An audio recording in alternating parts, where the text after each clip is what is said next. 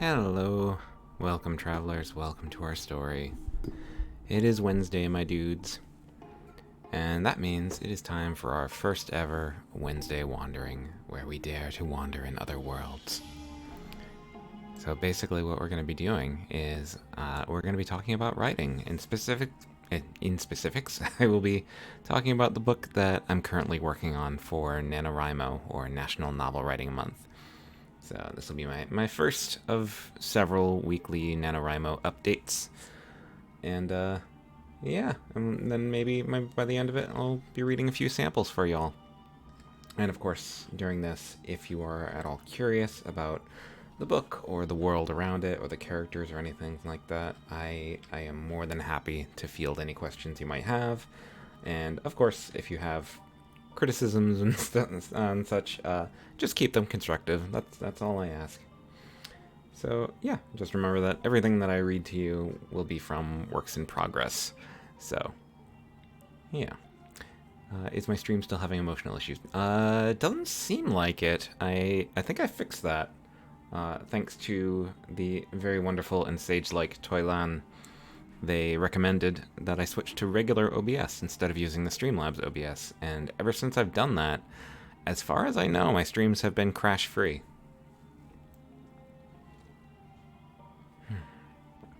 So, hoping that trend continues.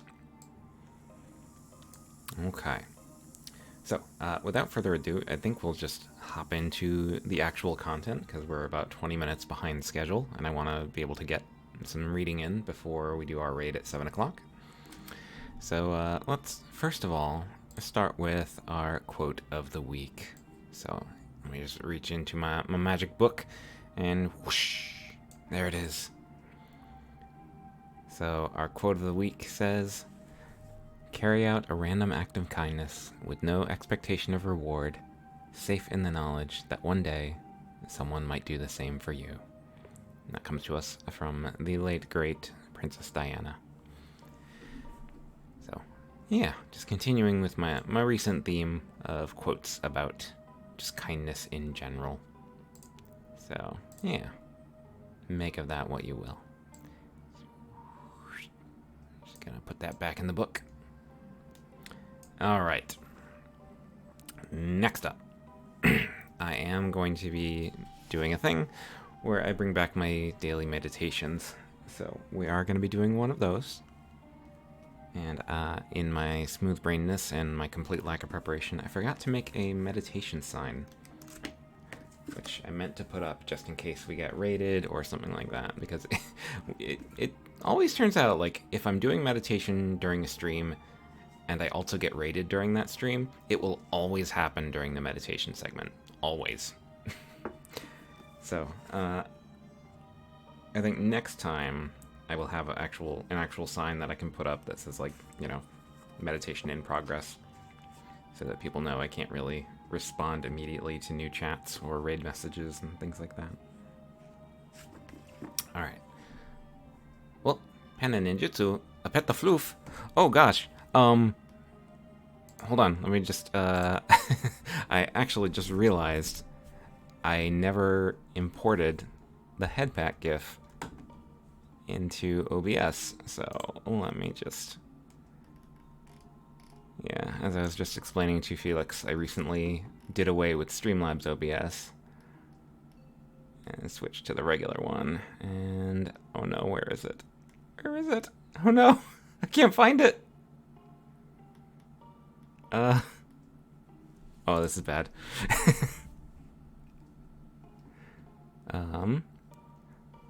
Tell you what I can do. This is a cheap cop-out, but what I can do is I can instead show something else. Hold on. I can show this. There we go. There's your substitute head pat. A scuffed doodle of my friend Porom giving me head pats. There we go. And I will pat myself with the head pat picture. So here we go. Head patception. There we go. We have kind of petted the floof. All right, so that is gonna. You know what? I'm gonna make a list of things that I need to do for the next stream. So first thing is to make a meditation sign, and second, I have to re-import the headpad GIF. There we go. Okay, duly noted. But thank you for the redeem, and it's good to see you. Okay. So what I'm going to do now is we're actually going to switch gears to our guided meditation. And this is another guided meditation script from one of my favorite books, The Healing Waterfall, which is a collection of 100 guided imagery scripts for counselors, healers, and clergy and scuffed wolf boys. So I'm gonna read one from it, and we should probably switch music for that. There we go. There we go. Okay. And I'm just gonna get nice and close to the microphone. So once again, if you haven't done one of these with us before, it's really simple. I'm going to read through a guided meditation script. It may have instructions in it, and the whole deal is you just kind of make yourself comfortable, close your eyes, breathe nice and slow, and you just try to follow the directions or imagine whatever I'm describing. And of course, if you don't want to participate, that is completely up to you. It's perfectly fine if you don't. But if you do, just do the best you can. Okay, here we go. This one is called Step into Serenity. Sadly, not talking about the spaceship.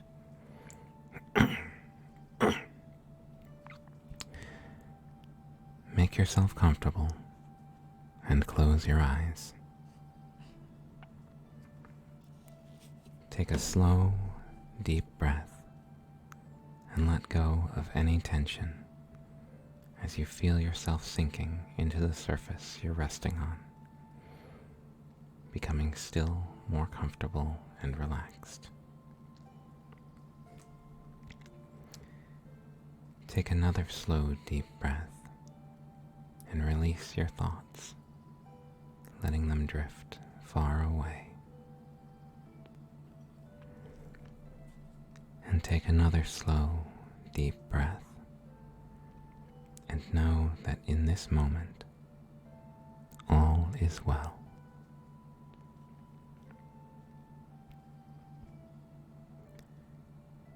Bring your awareness into your heart, in the center of your chest, and notice a softness there, a feeling of peace. Take a moment to enjoy this feeling as you quietly focus on your heart and follow your breath in and out.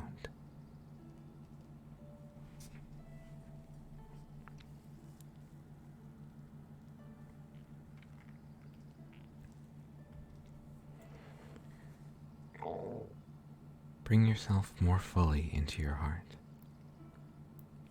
as if you were standing there now, inside a cozy room.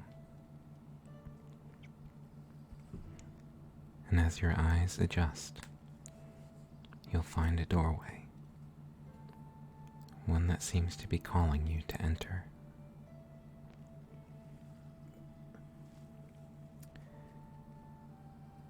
As you pass through the door, you find yourself walking alongside a mountain stream on a crisp fall afternoon.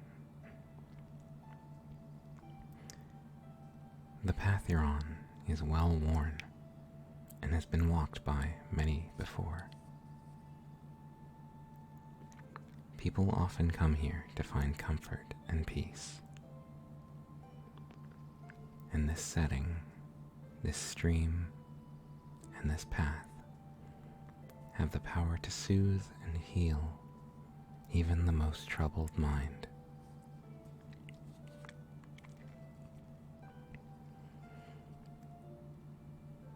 Let the sound of the stream fill you. It speaks to you in a language your body and mind can hear and understand. As you listen, it will bring you peace and healing. Take some time to simply relax.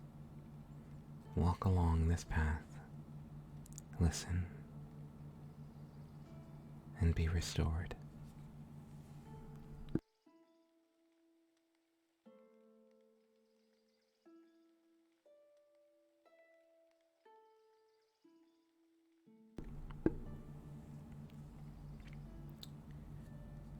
Soon, you come to a large, smooth rock, a resting place at the edge of the water. Here, you can sit, take off your shoes, and rest your feet in the cool water. As you do, the water begins to turn into silver-colored light. Let the light flow up into your feet, into your legs, through your hips, and up into your torso,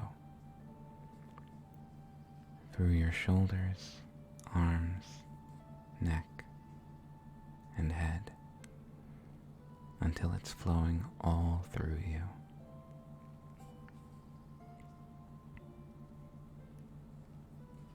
Let the silver light clear away any distress, leaving you calm, peaceful, and serene. Take some time with this now.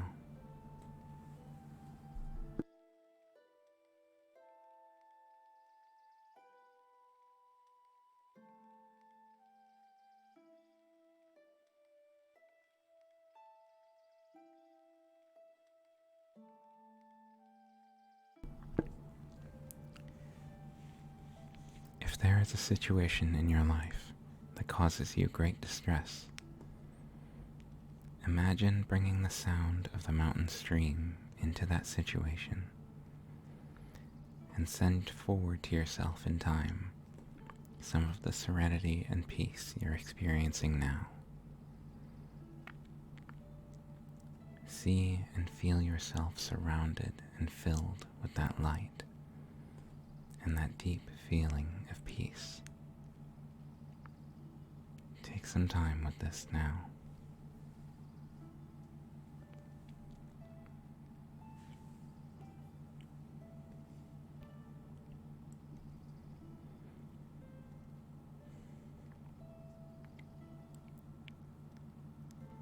Listen to the following affirmations and allow them to resonate deep within.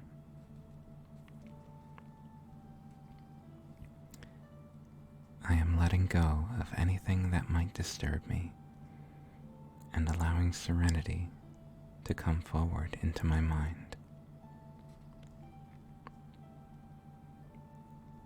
Serenity is always available to me, and I am training my mind to easily experience it.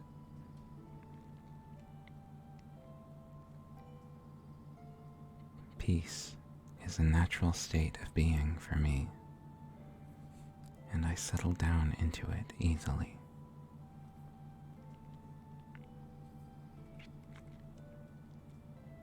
All disturbances are temporary illusions on the surface of my mind, and they sail away as I connect to peace within.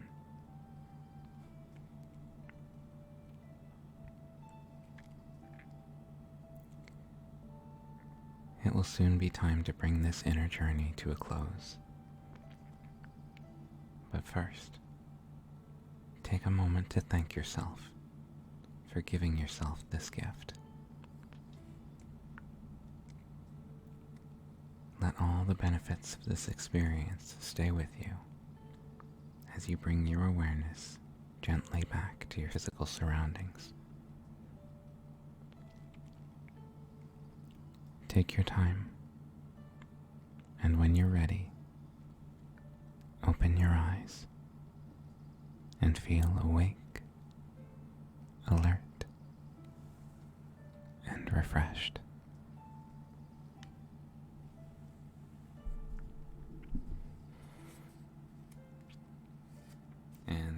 is Step into Serenity. I don't think I've done that one on stream before, but I really like it. Short but sweet. Alright, hopefully you got something out of that. And I'll be looking through for more meditations to do over the weeks to come. Alright, I think we can switch back to our normal music. Yeah, okay. So, it is now, what, 5:34 where I am? Okay. So I think we can actually start what we initially came here to do. It was pretty cool. I'm glad. Yeah, I haven't done that one before, but it's really nice.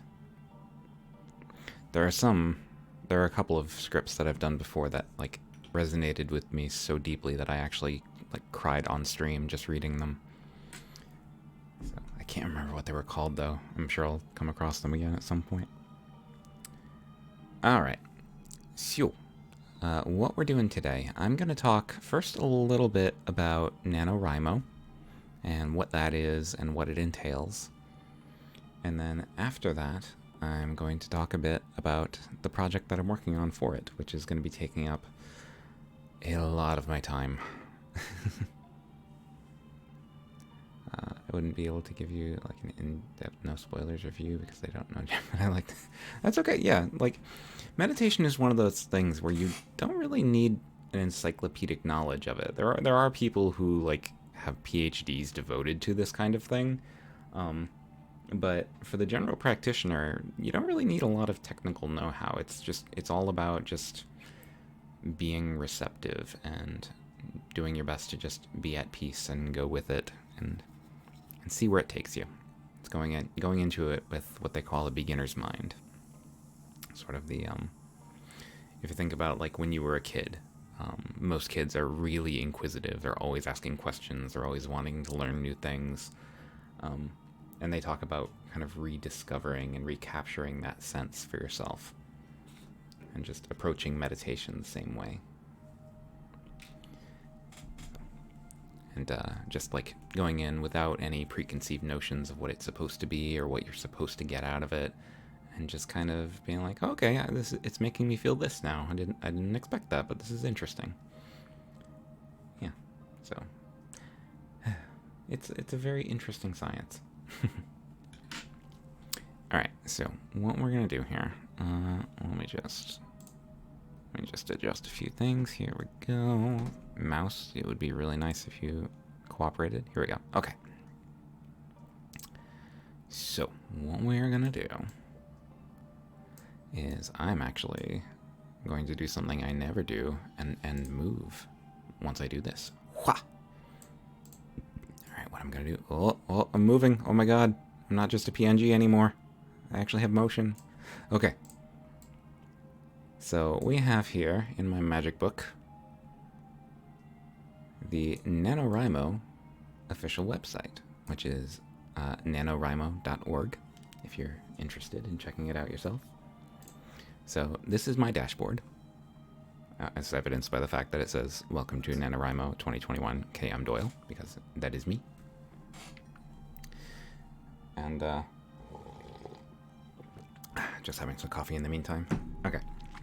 So this is the front page where you can see a whole bunch of stuff, and I just wanted to draw your attention to a few things. So first of all, NaNoWriMo is a yearly challenge that takes place in the month of November for the entire month. So from November 1st to November 30th, the challenge is active, and the official rules state that in that time, if you are undertaking this challenge, you are to write 50,000 words. That's right, 50,000 words, usually of a work that you have not been already working on. There's this whole set of arbitrary official rules, but you don't really have to be a purist. There are a lot of like renegade nano users who make up their own rule set, and they still go with like the 50,000 words, but you can kind of tailor your experience however you like. But as long as you get the 50,000 done, I think that's what matters. Or at least, or if you meet your goal, I should say. The official goal is 50,000. A lot of people don't do that. I would say the vast majority of people who attempt Nano probably don't get to that point, but a lot of them do set personal goals for themselves, like, okay, I'll try to write 10,000, or maybe they're writing a graphic novel and they're like, I want to finish my script for this graphic novel, no matter how long it is, or something like that. In my case, I am working on a book. It is book 1 of my main series, which I've entitled The Raven and the Fox. There's going to be another subtitle associated with it, but I haven't really figured that out yet. I'm probably it's going to be like The Raven and the Fox, something. And that something is probably going to be based on the events of the book, however they really unfold. I don't have every story beat planned out, but I do have a good general idea of where I want the story to go. And I definitely have a good idea of who the characters are. So, that ain't nothing. This is a project I've been thinking about for quite a long time. I would say the better part of a decade, honestly. I've been thinking about this world and the characters in it. And in fact, it was about 20 years ago that I first created the world. So it's really fun to actually start writing this and start giving life to these characters and these stories that I've always had in my head. So what you do when you're doing this Nano Challenge is you announce what your project will be. You give a working title to it. You can choose to be officially part of the Nano Challenge, which I have done, or you can just set an individual goal. And then over here on the right side of the dashboard, you can update your progress daily. So what I'm probably going to do in another hour and 20 minutes after I finish the stream, I'm probably going to get back to writing and try to make some more progress and then update my word count. Because if you regularly update, you can earn some of these. So here we have a whole section of writing badges, which they're generally just kind of, they're not like, they don't do anything. They're just badges. They're just little PNGs that you get that you can unlock by accomplishing certain things. So what have I accomplished so far? I've gotten this, update my writing progress. So yeah, I updated my progress at least once, so I got this badge. I earned this badge here, the first day update, by updating my progress on the first day of the goal. So that would be Monday, November 1st. I didn't update that day, so yay. I've done this by starting a streak. Yep, I've gone streaking. I have written for at least 2 days in a row. And it will be 3 days in a row as of today, so I will be unlocking this 3-day badge. And then there's also streak badges for 7 days, 14 days, and 21 days, as well as this one, by updating your progress every single day of the challenge for all 30 days. So I fully intend to unlock this badge. But in order to do that, I have to write every single day. Then we have this one, which I have already failed at. I'm not going to get it this year, and that's okay. So this is to achieve the daily par every day. The way the math works out, in order to get 50,000 words down by the end of the month, the guideline to follow is to write 1,667 words every day. And if you do that, then within 30 days you will hit 50,000. So if you do manage to hit that par every day, then you get it. For me, it's been 2 days that I've updated, and I'm at 3,000. So I've done roughly 1,500 words a day, just shy of the par. So I am, as of today, a little bit behind, but that's okay. Plenty of time to catch up. I have won this badge by at least getting to 1667, even though I didn't do it in a single day. And then they do have word milestone badges, so when I hit 5,000, I'll get a badge. When I hit 10,000, 25,000, 40,000, and then this one. This badge that I have only achieved once, you get by reaching 50k. So it is absolutely my intention to claim this badge yet again this year. And I'm actually curious if they I don't think they're doing the self-appointed badges this year, which is a shame. Last year they had a whole section of badges that you could give yourself, just based on like personal goals that really Nano has no way of keeping track of. Like like practicing self-care and things like that during the challenge and getting enough sleep, which, you know, writers tend to have a problem with that. And yeah, so I haven't used this site nearly enough, I think. But there's a lot of really interesting resources. Every region has like people who work for Nano who kind of send a bunch of emails. I have like 27 emails that I haven't opened yet. But yeah, you can befriend people. I'm friended with Mist Saphir, another VTuber writer. I really should ask some other V writers that I know if they're doing this, because I know Pawsworth is probably going to be working on it. I know Leica is going to be working on it. There's a few other V writers that I'm in a Discord with, and we're all doing it in our own way. And Ash, of course, I have to ask Ash how her project is going. So yeah. And then of course there's this section which has writing resources. So it gives you tips on writing novels. There's this Camp Nano activity that you can do. It's kind of to get into the swing of it and have fun and kind of get motivated. They apparently have writer tools. What is this? Okay, so it's various like writing apps and things that you can buy. That's cool. But yeah, I'm not going to go to my profile specifically because I don't remember if my real name is on it, but oh, I can look at my stats. So yeah, here we have the chart with so it marks the 1667 every day all the way up to the 50K. So here's where I'm at right now. So once I update it, it will lift a bit, but as of right now, I am slightly behind, which is okay. Let's see, 0 words needed today? Oh yeah, 0 out of 16. Yeah, so I need 1679 words in order to catch up. So I'll see if I can hit that later today. We'll see. Of course, as your own daily word count, so 1,500 a day for the first 2 days, and then boom, so far nothing. Not that I haven't done anything yet today, but I just haven't updated it. And it calculates your average word count. I think yeah, there is a feature where they can actually track where you are like writing from. My real name is Chad Chaddington. And then, at this rate, I'll be done on December 20th of 2021. Oh, cool. I don't know how it's supposed to measure writing speed. I guess there's like an app for that. And how I feel. I haven't explored this section yet. I'm assuming there's another section where you can like blog about how you're feeling.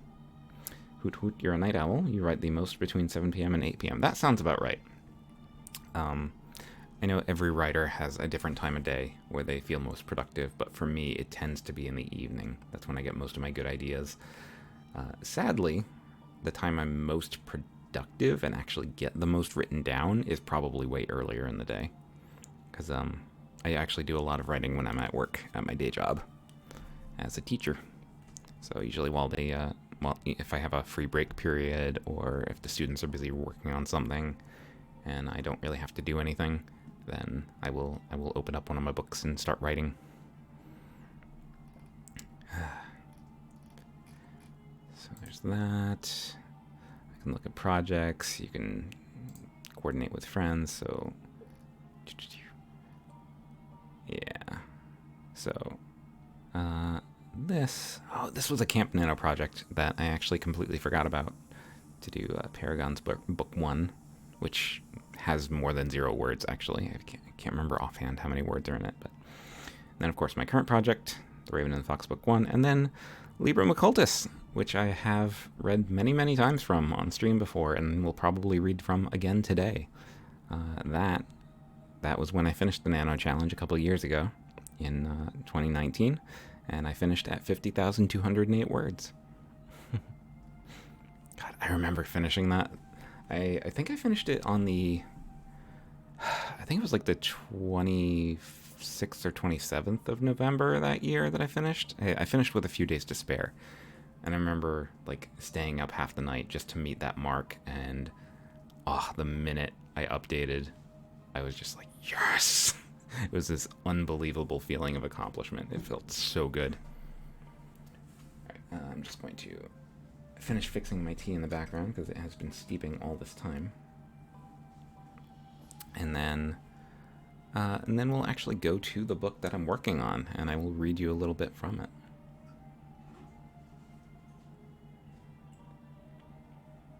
And then if my voice gets worn out or anything like that, then what I'll probably do is just go over to the painting table and finish up a model that I'm working on. So, yeah. I don't do a whole lot of just chatting streams. I'm used to reserving my voice.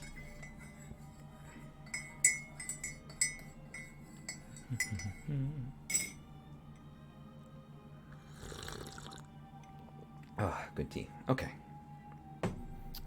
So, that is the NaNoWriMo website. Again, nanowrimo.org if you're interested. I'll just shrink that down and put that back in my book. And now let's see. Let's see if I can find what I'm looking for in here. This is a really big book. It's a lot of pages. So, oh, here it is. There we go. So here in front of us, we have The Raven and the Fox, Book 1, the rough draft in progress. This is my actual book that I'm currently writing.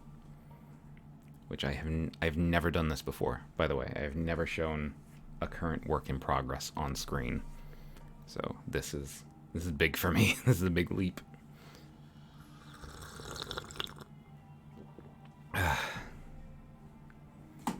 So yeah, it's currently 25 full pages with a little bit on the 26th. So the current word count of the entire book is 9,359. So, sadly, anything that I've written prior to November 1st does not count toward my goal, so I'm trying to hold myself to that.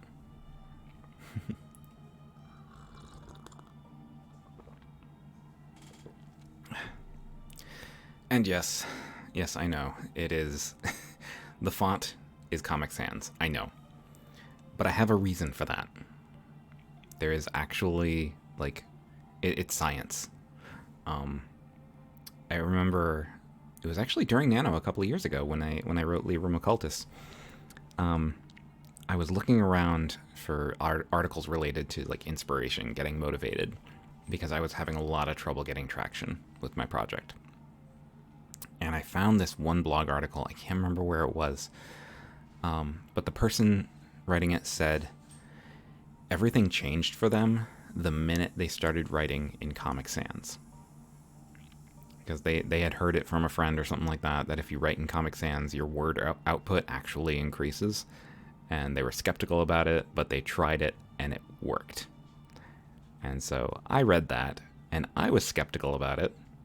So I turned all of Librum Occultus to Comic Sans and tried writing, and it worked. For some reason, if you are typing in Comic Sans, you will put out more words. And I don't know why. It's the weirdest phenomenon. So yeah, so the entire work in progress here is in Comic Sans.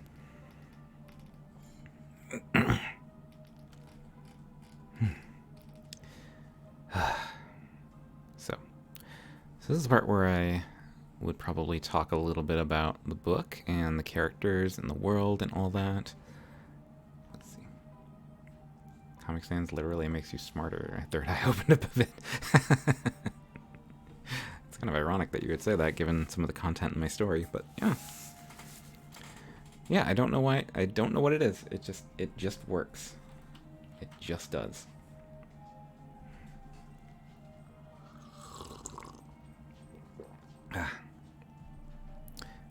So, this book, Raven and the Fox Book 1, this is inspired in part by an old Dungeons and Dragons adventure that I did for my friends a while ago. I was the dungeon master, and so I wrote all the stories and came up with all the villains and the side characters and this whole giant plot and boss fights and all that. And it all revolved around something about the actions resulting from a character known as Zenobia. And she was this supposedly evil sorceress who had started a war and had been done away with and defeated and blah, blah, blah, blah. And the characters had to escort around a young woman named Paige, who, I'm not going to give too many details, but she was an associate of Zenobia's. And many years later, after that adventure, I started rewriting some aspects of it, realizing, like, this might actually make a decent story. And the more I edited, the more Paige kind of took on new life and became a more distinct character, to the point where I realized, I think I have a new main character for my book. And she's actually a lot like Zenobia that way. When I first came up with Zenobia, she came to me in a dream. She was kind of the side character in a dream I had, and I developed her character more and more until she became like a breakout star. And Paige was the same way.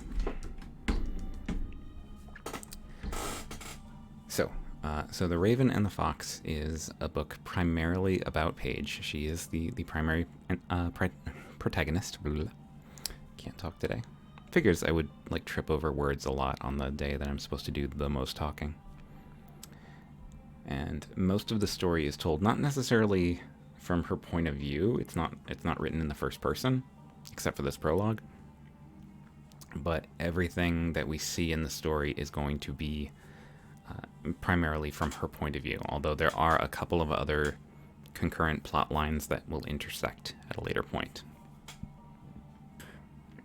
But this prologue, which I'm actually pretty happy with because I've been through it many, many times, this prologue is from Paige's point of view, and it actually talks a little bit about her childhood, a very particular, very major event that happened. And it kind of leads us into the story proper. So, yeah, I think since this is the first book in the series, there's really not a whole lot of context needed, because the book itself is supposed to provide that context for readers. So I think I can just kind of go in and read. So let me just have a little drink, just get my voice prepared.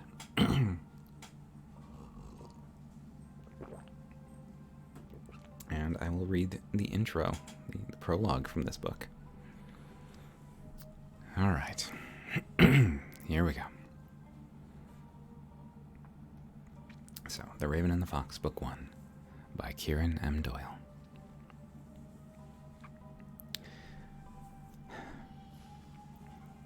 I was 5 when the Gautari took everything from me. Before that, all I'd heard were stories. Bedtime stories about hulking beasts who walked like men, demons with skin of stone, monsters who would gobble up humans while dancing around a towering fire. Papa would make the stories into a big performance, deepening his voice and making his hands into claws. All the while, the lamp cast his towering shadow onto my bedroom walls. I laughed, even as I shivered at the stories he was telling, pulling my blankets tight around me. All the while, Mama stood by the door, smiling and shaking her head, scolding Papa that he'd give me nightmares. I always insisted that I wasn't afraid. But when they finally came for us, then I knew fear. I wasn't there when their ships landed on shore. Papa made sure I was hidden away in the cellar. But I heard the screams. I heard the chanting. I'll never forget that. "Stay here," he said to Mama and I. "Don't make a sound." I stayed. I didn't make a sound. Even when I heard the militia being cut down outside. Even when I reminded myself that Papa was in the militia. Oh well. Even when I heard the wood splintering as a Gautari broke down our door. Even when they found the cellar door, and Mama let them see her so they wouldn't see me. Even when they pulled her screaming up the stairs. Even when the screams stopped, and the blood dripped down through the floor on me. I stayed where I was, and I prayed. I prayed to the five, hoping that they'd return and save us. I prayed that Rengar the Mighty would leap into the horrible beasts, roaring and swinging his sword in a tornado of death. That I'd hear the inspiring songs of Benedict the Bard, or the foolhardy laughter of Finn the Clever, or the battle chants of Declan the Redeemer. And most of all, I imagined her, appearing in a burst of flame, and smirking as a horde of those creatures ran at her, that raven hair whipping in the wind as she conjured a firestorm to wipe them all out in an instant. I'd crawl out of my hiding place and cling to my hero, and she'd tell me I was safe, that I was right to trust in her, trust in heroes. Because if we can't do that, then what can we trust? I don't know how much time had passed before I left that cellar. The screams faded, the chants from the Gautari eventually died, and the fires burned out, my house collapsing on top of my hiding place. It was just me, the darkness, and the silence, and the smell of copper with each breath. When at last the cellar door creaked open and the blinding light shone in, I forgot Papa's directions. I screamed and cried, begging them not to take me too. I expected an animalistic roar or guttural mocking laughter. But instead, "You're safe, my little lady. I'm here. You're safe." The voice was so gentle, like a lullaby. And his eyes, so bright and blue in the searing daylight. No evil or hunger in them, just goodness. I didn't know the man, but I threw myself into his arms and held on tight. I never wanted to let go. And thank the five, he didn't either. Hello, eyebrows. That was my first time meeting Van, and for the next few weeks, he was my protector and salvation. Despite what I'd been through, he made me laugh with his ridiculous stories and songs. He told me more tales of great heroes from the ancient days of Nazarim, and loved that I couldn't get enough of them.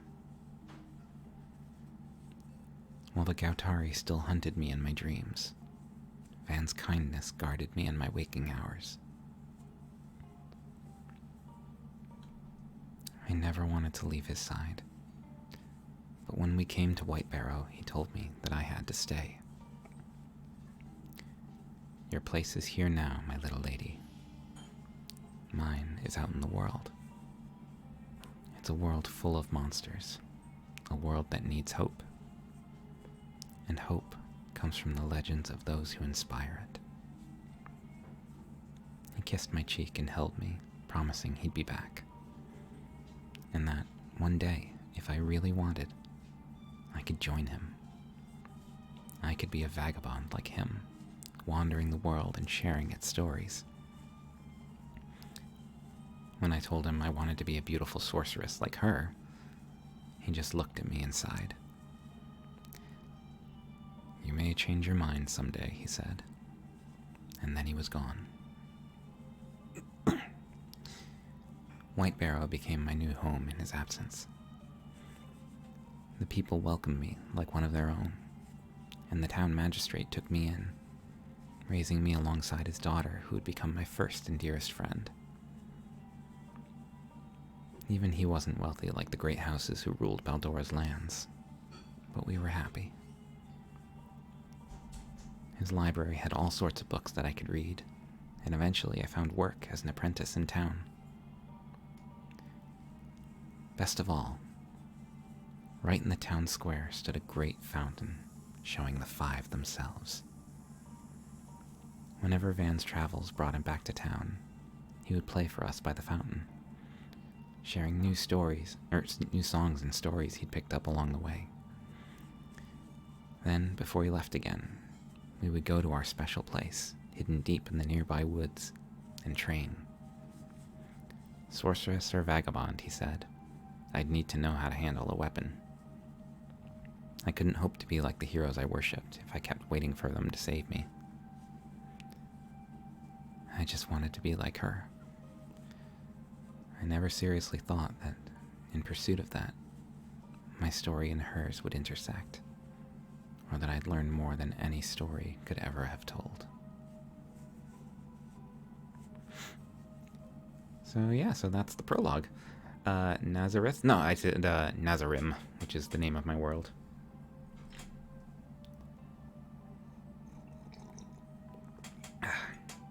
So, as of right now, that is the only section of the book that is actually written in the first person. And it's just to give us a little intro, a little insight into Paige.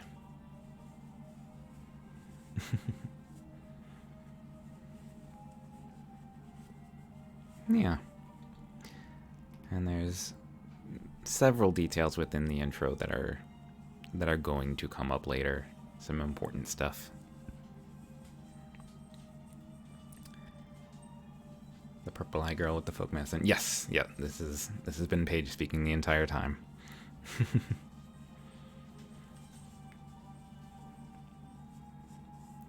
So yeah.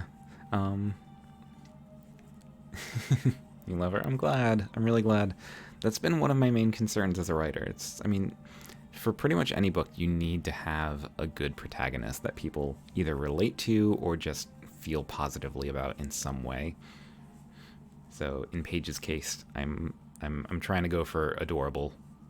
So she's spunky, she's plucky. She believes in heroes and doing the right thing.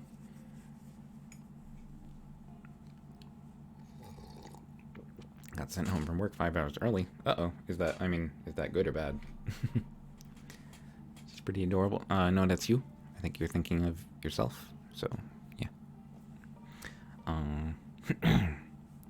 So there's a few little facts in this prologue that I think are really important and that I hope readers catch. And the big thing is that, the big thing is that she's got some major trauma. Place was dead and you volunteered. Oh, okay. Good. Just wanted to make sure you weren't in trouble or anything.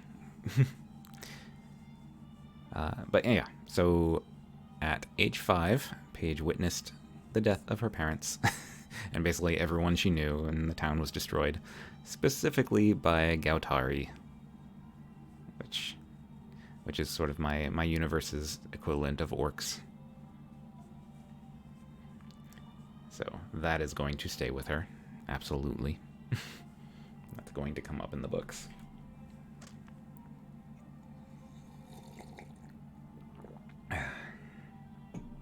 Day off, let's go. Yes. Days off are so nice. I don't really get a whole lot of those these days, even on days when I don't have an assignment. I have things to do around the house.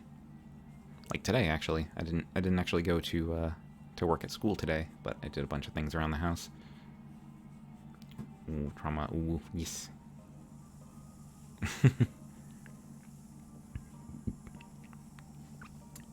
But the prologue also tells us that she has a great deal of admiration for the group known as the Five, which she names. She names all of them except one, but I'm pretty sure regular viewers of my streams already know who that one is.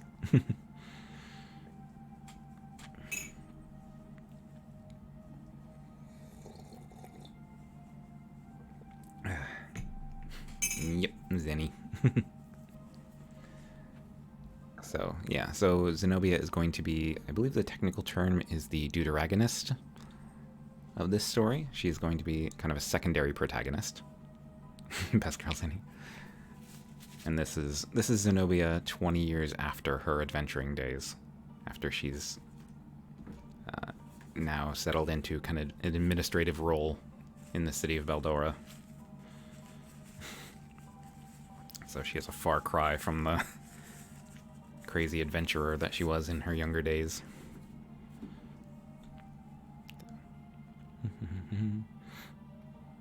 And then, let's see. Oh yes, and we also meet a character known as Van, who is sort of it's kind of almost like a surrogate father figure to Paige, who is also training her to use a weapon, so now based on the prologue we know that Paige actually knows how to handle a weapon.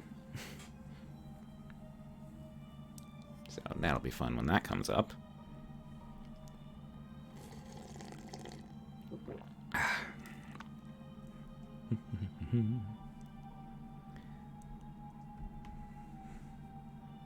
Out of the blue question? Okay. Go right ahead.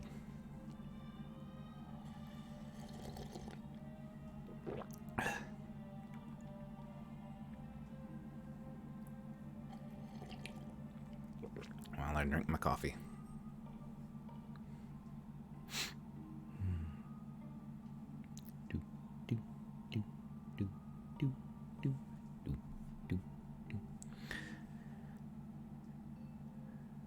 How much would I have to bargain for you to listen to one song of my pick, not on stream? I mean, if you just, like, send me a song name or something like that, I'll probably look it up at some point.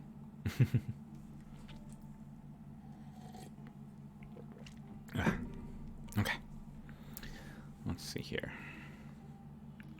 So yeah, and this prologue also puts in place part of the setting, so we know that full thing. Yeah, I mean, if I like the song and I vibe with it, then yeah, I'll absolutely listen to the whole thing. So the main setting for Paige's story, like I said, this first book is going to be a few different storylines running alongside each other, and then later on they will intersect, and I don't know why I'm doing hand motions, because you cannot see them. But yeah, so Paige's story is going to be taking primarily place in the region of White Barrow, which is a little farming community in the kind of the southern reaches of the Baldoran Federation's lands. So very, very backwoods, old like farm country, but relatively safe actually, because not only are they part of the Federation's land, which most people don't mess with Baldora, because Baldora is like extremely powerful, because they have magical supremacy and they have Zenobia. So most people are afraid to move against them. And actually, White Barrow also, being part of the southern border of the Federation's lands, also borders the lands of Luminos, which is the Holy Kingdom. And they are actually pretty cool dudes. The Luminosan paladins often send knight errants out into the world to perform goodwill and kind of patrol around and help people. So they enjoy protection technically from two civilizations at once. Did I hear holy? Yes! Yep, the Luminosans are not going to be a huge part of the story because it takes place mostly in and around Baldora, but yeah. And in accordance with the story of the Five, the people that Paige has been referencing in this prologue, one of them, Declan the Redeemer, is himself a Luminosan Holy Knight. So, although, spoilers, at this point in the timeline, the Five that Paige refers to, 4 of them are gone, disappeared. No one really knows what happened to them. Zenobia is the only one to that people know is still alive. They look like Crusaders, and you can't tell me. Well, yeah. Actually, their aesthetic and their general feel, I actually based a lot off of like French knights. So, lots of like fleur-de-lis looking things. So dead? Not necessarily, just disappeared. They are assumed dead. That they are or not is anybody's guess. But Zenobia is the only one known to be alive, and she doesn't talk about them. So Zenobia's deal is that outside of the city of Baldora, no one ever hears from her. She just kind of like shuts herself off in her own spire and is doing things like magical experiments and research, and nobody really knows what she's up to. Did something happen? Did something happen indeed? That's going to be a major element of this series. It's the idea that the Paragons, which Paige refers to as the Five, mostly disappeared, and no one really knows what happened. And part of the story is going to involve Paige getting to know Zenobia, first of all, and then also trying to find out what happened. My sword is for one thing and one thing only, cutting heretics. Yeah. Declan's weapon is actually really cool. It's a type of polearm. It's a spear with a cross-shaped blade, and it is also a mechanical weapon in and of itself. So the blade part is actually spring-loaded on a chain, so he can kind of lash it out at people and basically turn it into a bladed flail. A little better for crowd control and things like that.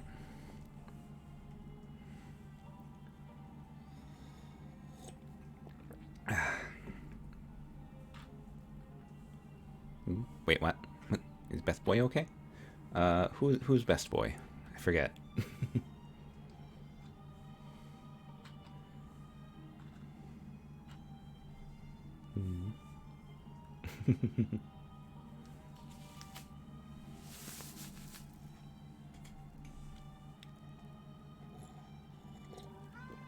Meow. I've got a cat at my door. Hold on one second. Giant dude who's super nice. Oh, I don't know. Ranganui, I believe his name was. Ah, that's weird. Paige didn't actually mention the name Ranganui. I don't know.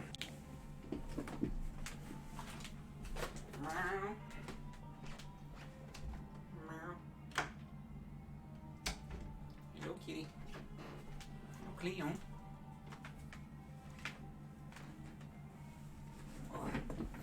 Alright, the kitty is appeased. She has been let in. Because these people destroyed her family and she assumes evil loved them. Oh, maybe. I don't know. Who knows? I guess I'll have to finish the book, and then you'll have to get a copy and read it. Got a thing for the whole Crusaders look. I do not blame you. Crusaders are pretty cool looking. I mean, the real-life Crusades were horrible, but yeah, like French and English, like medieval knights, that aesthetic is really cool. I like that a lot.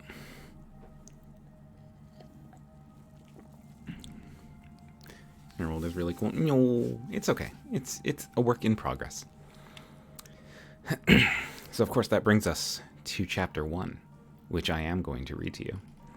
And chapter 1, I've said that there are multiple stories in this that kind of converge, and then there is one other story that kind of stands parallel to everything. A little character I use, and it's a crusader and a rice. Oh, interesting. So Paige, because she grew up just in love with stories of heroes and fairy tales and things like that, mostly because of this Van person's influence, she herself, as the story is going on, is writing her own fairy tale. And she refers to this fairy tale as The Raven and the Fox, which astute listeners will note is the title of my series. So in her fairy tale, all of the characters in it are real people that she knows. and they're all represented by either talking animals or fantasy creatures or things like that. And so in this story, she represents herself with a fox, because that is the animal that is probably best analogous to her personality, because she's very playful and mischievous and clever, and she's got bright red hair. So.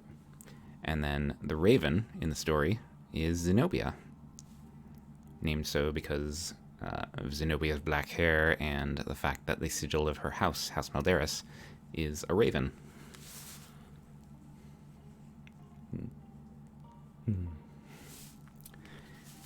So, yeah, so every now and then throughout the book, there will be a chapter that's taken straight from Paige's fairy tale, where you'll notice, like, the general story of it is similar to what's going on in the real world.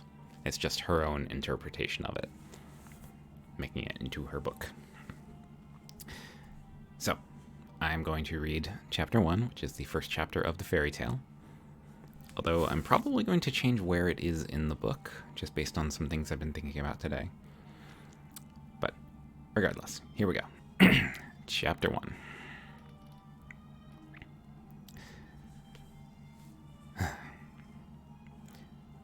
Once upon a time, in a faraway land, there lived a little fox. She lived in a burrow with her mama and papa, and many other foxes like her. They were poor, but happy. Every day, she would help her parents forage in the woods nearby, or catch fish in the river. And every night, the fox's papa would tell her bedtime stories until she fell asleep.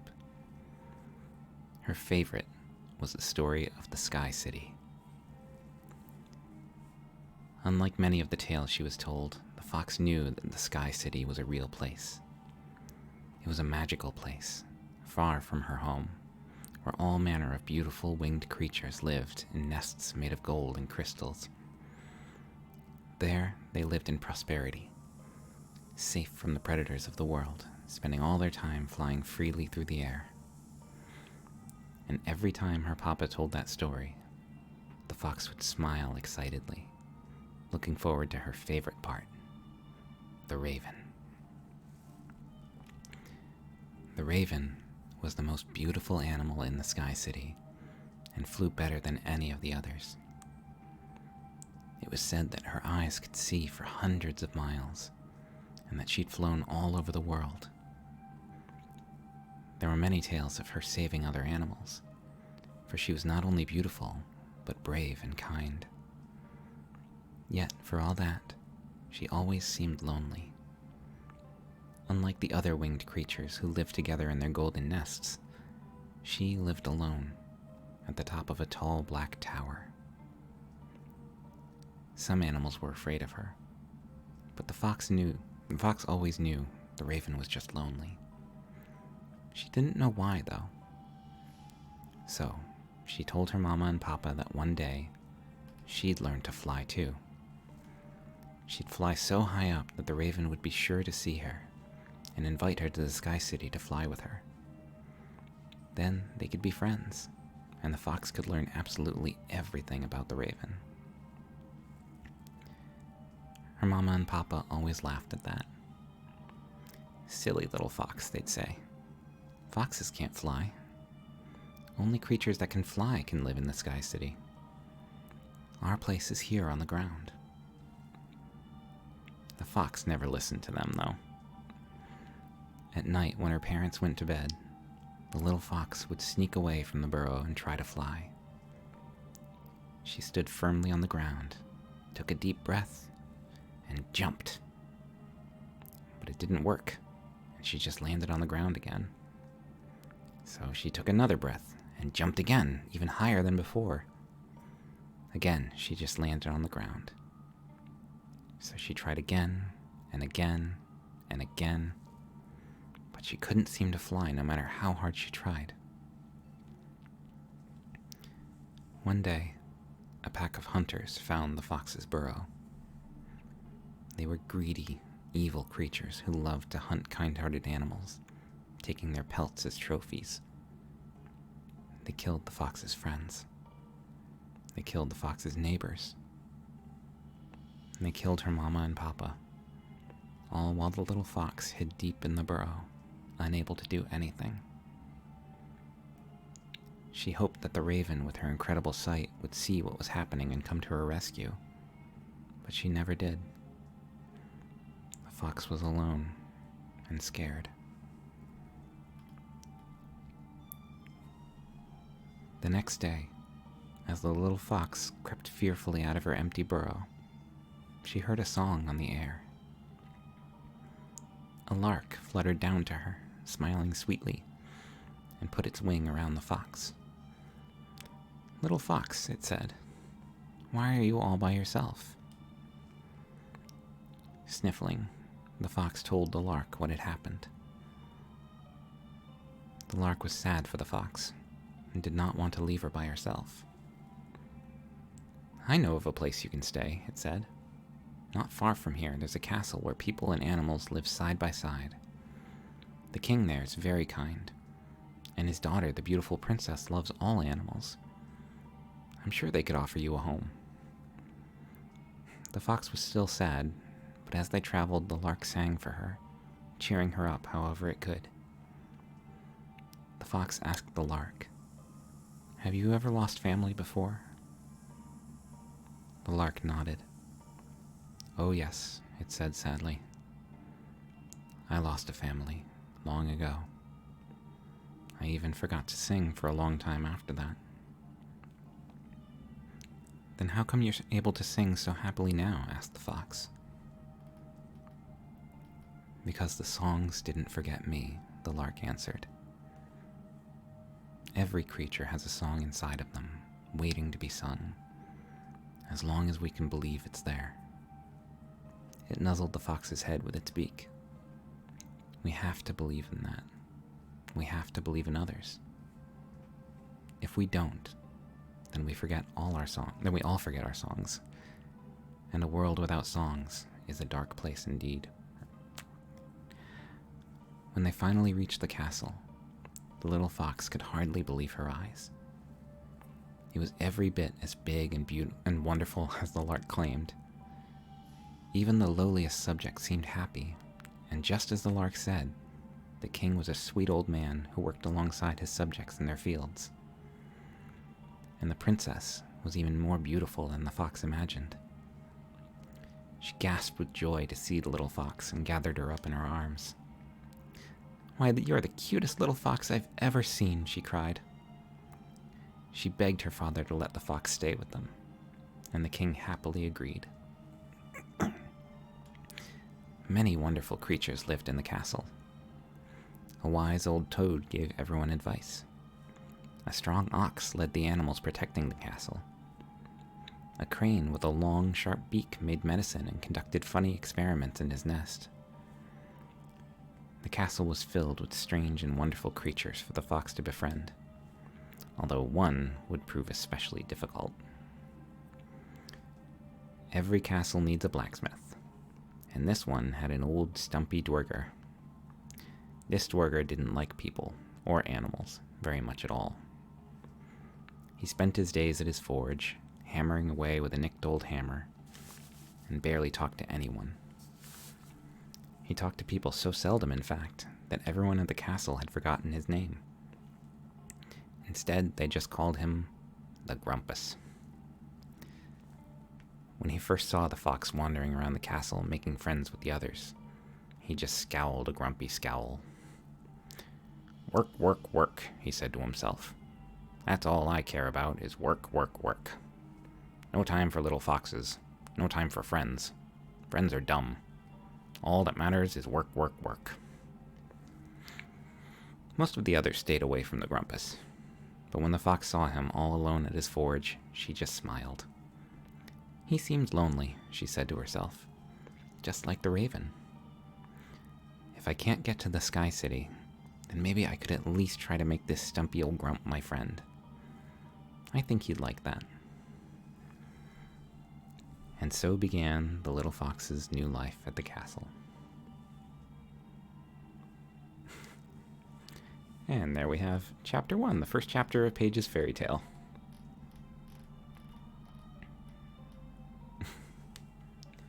So yeah, so that chapter is going to lay a lot of groundwork for Paige's end of the story over the first. I'm thinking right now this particular storyline is probably going to take up about half the book. Let's see. It's adorable. Oh, I'm glad.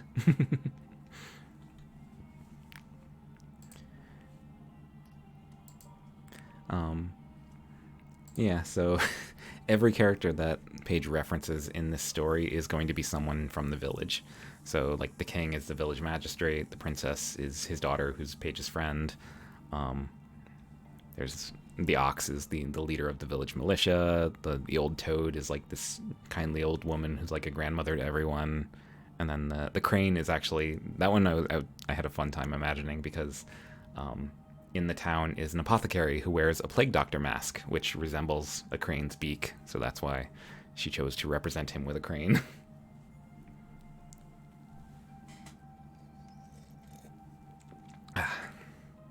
And then and the Grumpus. So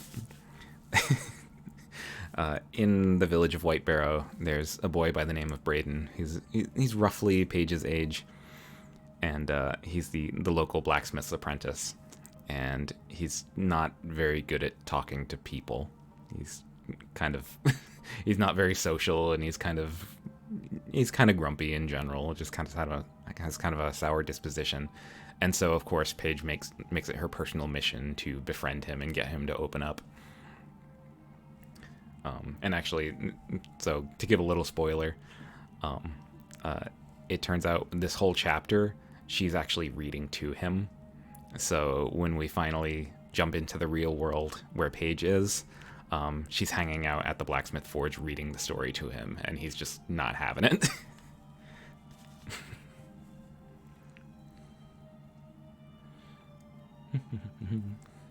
Because basically she's making fun of him. She's doing it affectionately, but still.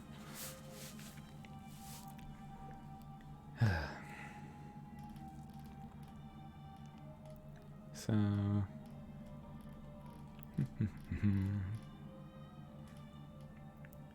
Do you realize? Oh yeah, he absolutely realizes it. So, to contrast the kind of fun, whimsical nature of that little fairy tale, I do have what was initially Chapter 2. It's probably going to be pushed back until later. But in the meantime, while all of Paige's stuff is going on down at the village, back up in Baldora, there's some stuff going on that revolves around Zenobia and her spire and the things involved with that. So, what I initially had as Chapter 2 that I'll probably be pushing back a little bit is the aftermath of an attempted heist, wherein one of Zenobia's own guards is attempting to steal something. So I'm going to read that, even though it's a very rough copy, and it is definitely going to undergo changes and get more detail and stuff. And it definitely has a much different feel than the fun little fairy tale. Yeah, I'm gonna read that to you, so you can kind of see. I have all in caps. I have little notes to myself for things I should do. All right, so here we go with the aftermath of the heist.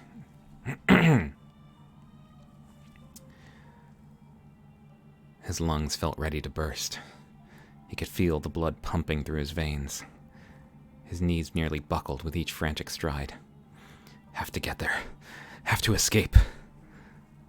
Anders clutched the heavy leather-bound tome tightly to his chest with one hand, the other tightly gripping his sword for all the good it might do him. The others had been similarly armed. Rolf, Taggart, Smythe. He was the only one left now. It was supposed to have been a simple task. Wait until she retired. Take the book. Place the glamoring charm. Leave at the end of the watch. That creature was to be gone until morning. He wasn't supposed to come back. Wasn't supposed to find them there. Tears stung his eyes as the previous minutes flashed through his mind, turning to see that tall figure dressed in black, the fine hat that gave him the semblance of a man, the mask that told them who he was, death itself, the flashing of metal, the screams of the dying, its rasping breath. Rolf's head facing the wrong way, Taggart's thrown clear across the library. He hadn't bothered to see what happened after it leapt at Smythe. He just ran. Grunting, Anders threw his shoulder into the door that stood in his way. The metal lock shattered, and the heavy oak gave way, the soldier nearly falling as he stumbled into the foyer. The noise startled Caden, who stood watch by the door on the far side. The young guardsman drew his sword in alarm, his face twisting in confusion as he spotted Anders. "Captain," he exclaimed. "What's wrong? What are you—" Caden was a good man, and a good soldier. He had nothing to do with this. His elder brother had attended training with Anders long ago. He had a fine girl working in a shop down on the Merchant's Tier. He had a good life in place. But he was in the way, and that thing wasn't far behind. And he was honest. Too honest. He would talk. Before the boy could finish, Anders put his sword through his chest, staining his fine indigo livery with crimson. The two men collapsed atop each other, and the book flew from Anders' grasp. "No!" He left the sword buried in Caden and lunged for the book, but a flash of motion from the corner of his eye halted him. A dark figure loomed in the broken doorway. It made no sound. It simply looked on, daring him, waiting. Anders' chest rose and fell rapidly, sweat pouring down his brow, and he knew a choice had to be made, and he chose. The guard bolted for the door, throwing it open and slamming it shut behind him. There were no guards outside. It seemed that the girl had already taken care of them. "The Libram," spoke her voice from the shadows. "There's no time," Anders cried. "She knew. She sent him. We have to get out of here. Take me back to your spire. I'm not safe here." The girl stepped into the moonlight, with all the poise and calm that Anders lacked. She was younger even than he'd heard, with a face whose innocence belied her talents. And the way she stared passively at him with those large blue eyes sent a chill through the man. "You don't have it." "It was that or my life. Now, please." The girl didn't hesitate. She moved like liquid, the moonlight capturing the glint of steel in her hands. Anders' mailed fist, raised in his defense, was knocked aside harmlessly, and she was behind him in the same motion, her dagger moving in a graceful arc across the back of both knees. Anders screamed as his legs gave out beneath him, and he crumpled to the cobblestone walkway.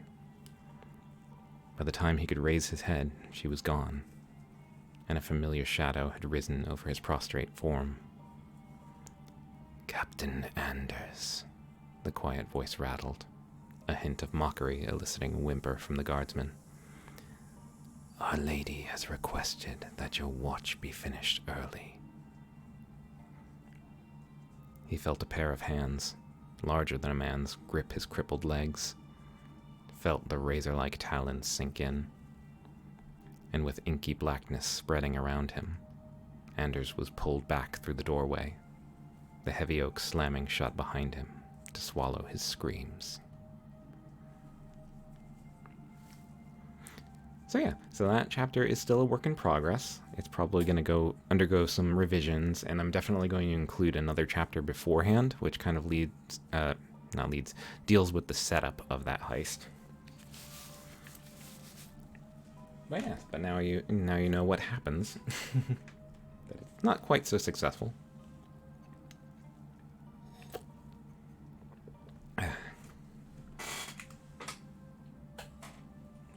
Make some more tea in the background here, because I just ran out.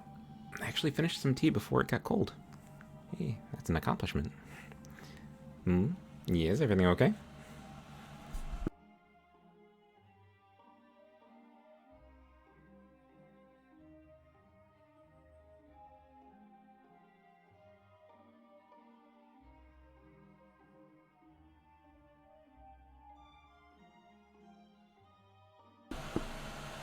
Just kind of hear the teapot in the background here.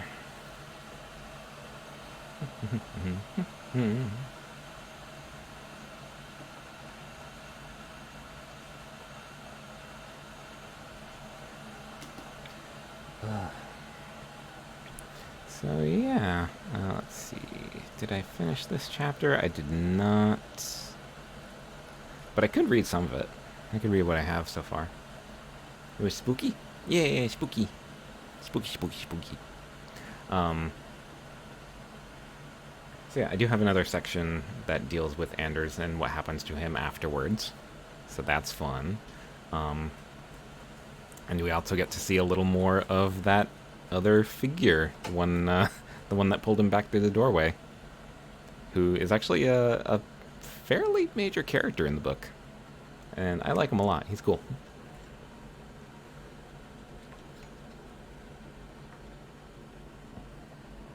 And there are actually a couple of sections that I have written, one of which I could probably read today, that has Zenobia in it. So, I get to see more of her.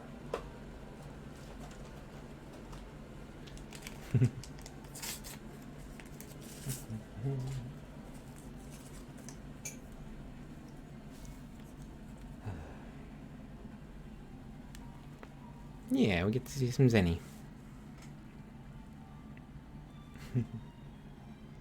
It is, of course, in the aftermath of the heist, so she's not in the best mood, but...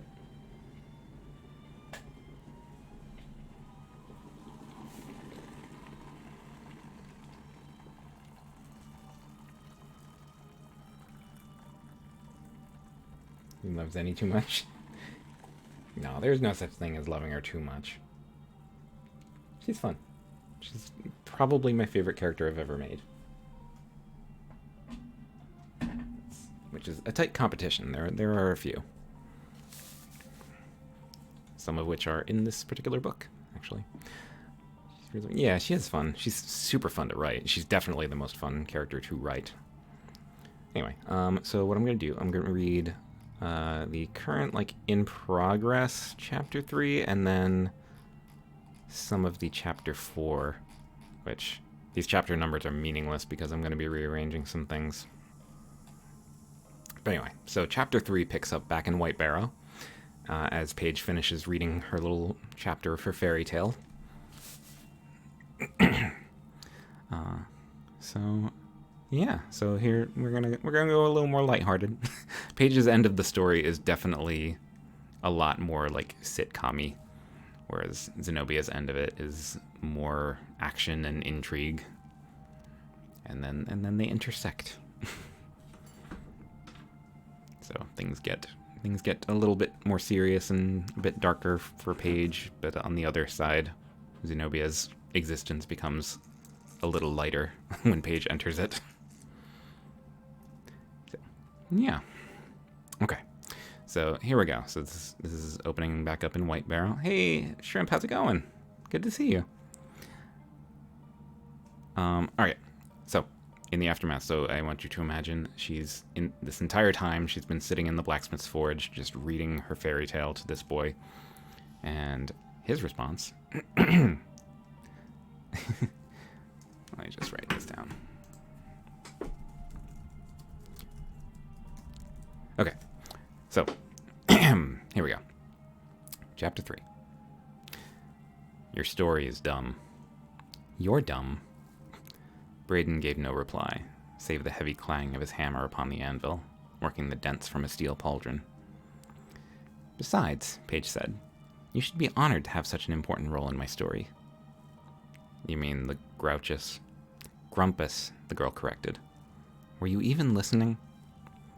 Of course I was, came the gruff reply. It's hard to hear anything when I'm doing this. He raised the unfinished pauldron pointedly. Stupid old Marcus keeps wearing out his recruit's armor like this.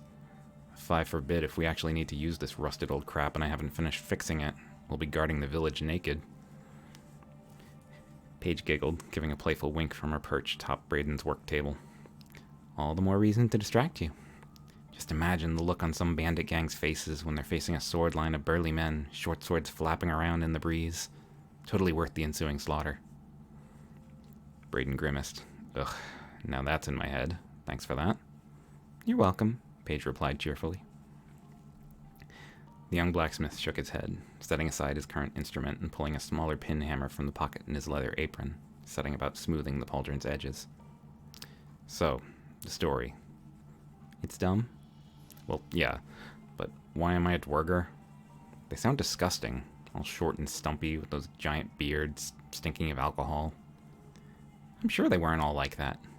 Finn the Clever was a dwerger after all, and he's a lot of people's favorite among the 5. Paige swung her legs casually back and forth.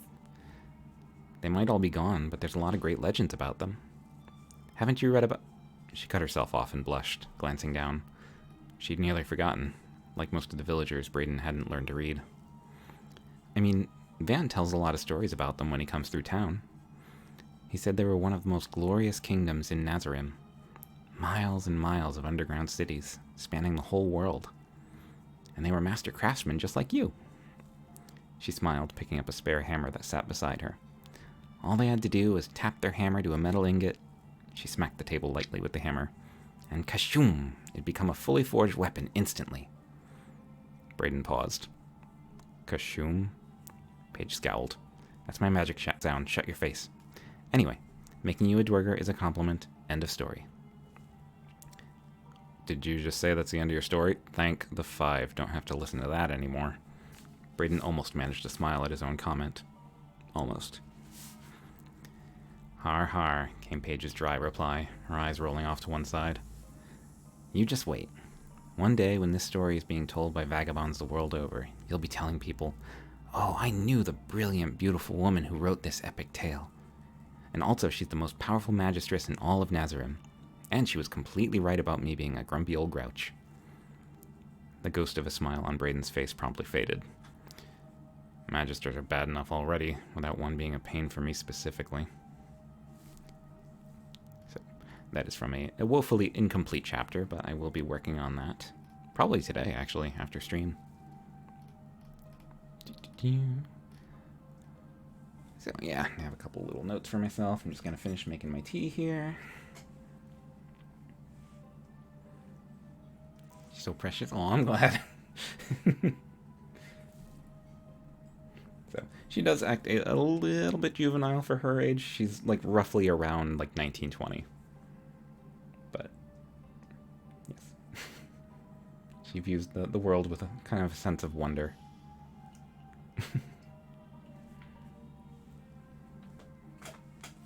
Just get some honey in my tea. And then I will read something distinctively darker.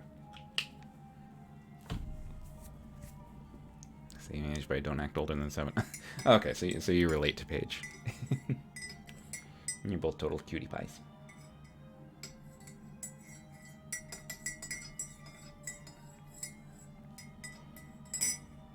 Okay. Yes. I'm glad. So, Paige is a lot of fun. She's interesting to write, and obviously, like, because she's the protagonist, her character is going to change over time. She's going to evolve and learn things, and yeah, there's gonna be a lot that goes on with her.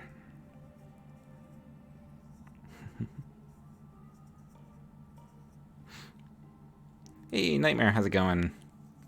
We're just in the midst of reading some samples from my novel in progress. And I'm actually about to read something that's a little darker from it. But it also involves Zenobia, my flagship character, which everyone loves.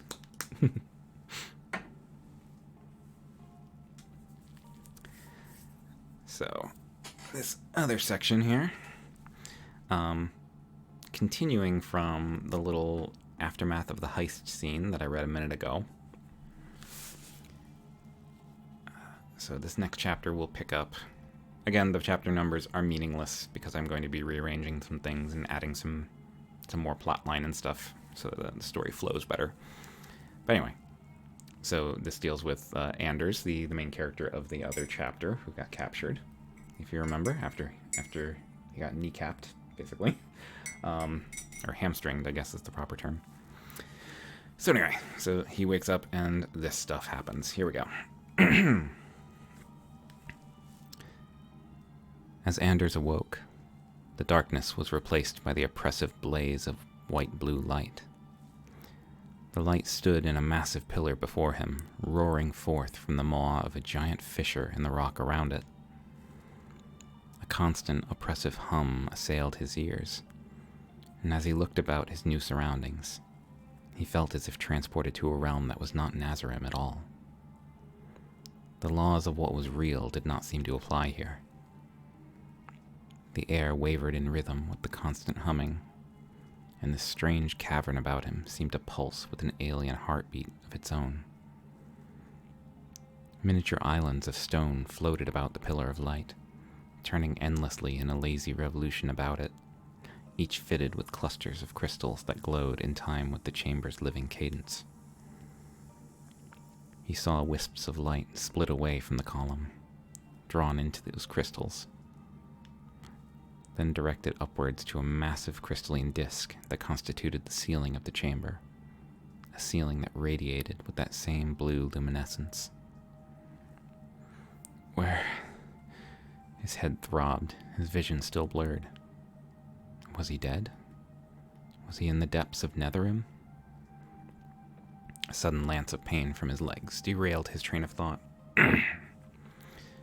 No, he reasoned. I couldn't be. My wounds. He could still feel the hot sting of that girl's blade through the sinew of his knees. Could still feel those jagged talons embedded in his muscles. He was still in his physical body. Yet he could not move. His useless legs were fastened with leather straps to the chair he occupied, his wrists similarly bound along the chair's arms. Where had that creature taken him? Captain Wulfric Anders. His blood froze. He knew that voice. Not a soul in Baldora wouldn't recognize it. He focused his gaze ahead, to the shapely silhouette between the light and himself. Archmagistress. He felt a renewed twinge of dread as he noted the shape in the figure's hands. She held the librum. Archmagistress, please, I had nothing to do with... Quiet. Her tone halted him, his heart seizing in his chest. Slowly she approached, and in her proximity Anders took in the full view of Archmagistress Zenobia, ruler of House Maldaris and Baldora's ninth spire. Even in the overwhelming blue light, her eyes still shone a deep crimson, matching the ruby fixed in a circlet of dark steel on her forehead, the fabled eye of Maldaris. Her skin was an immaculate white, in stark contrast to the raven locks which framed a face of almost otherworldly beauty. Captain, she spoke softly, but with a deliberate tone. This evening there was a mishap within my tower. Of the 7 guards stationed to defend it, 6 are now dead. And the 7th, it seems, is unfit for further duty, and privy to information that I am quite eager to acquire. She nodded, and there was a flash of motion at the side of Anders' sight.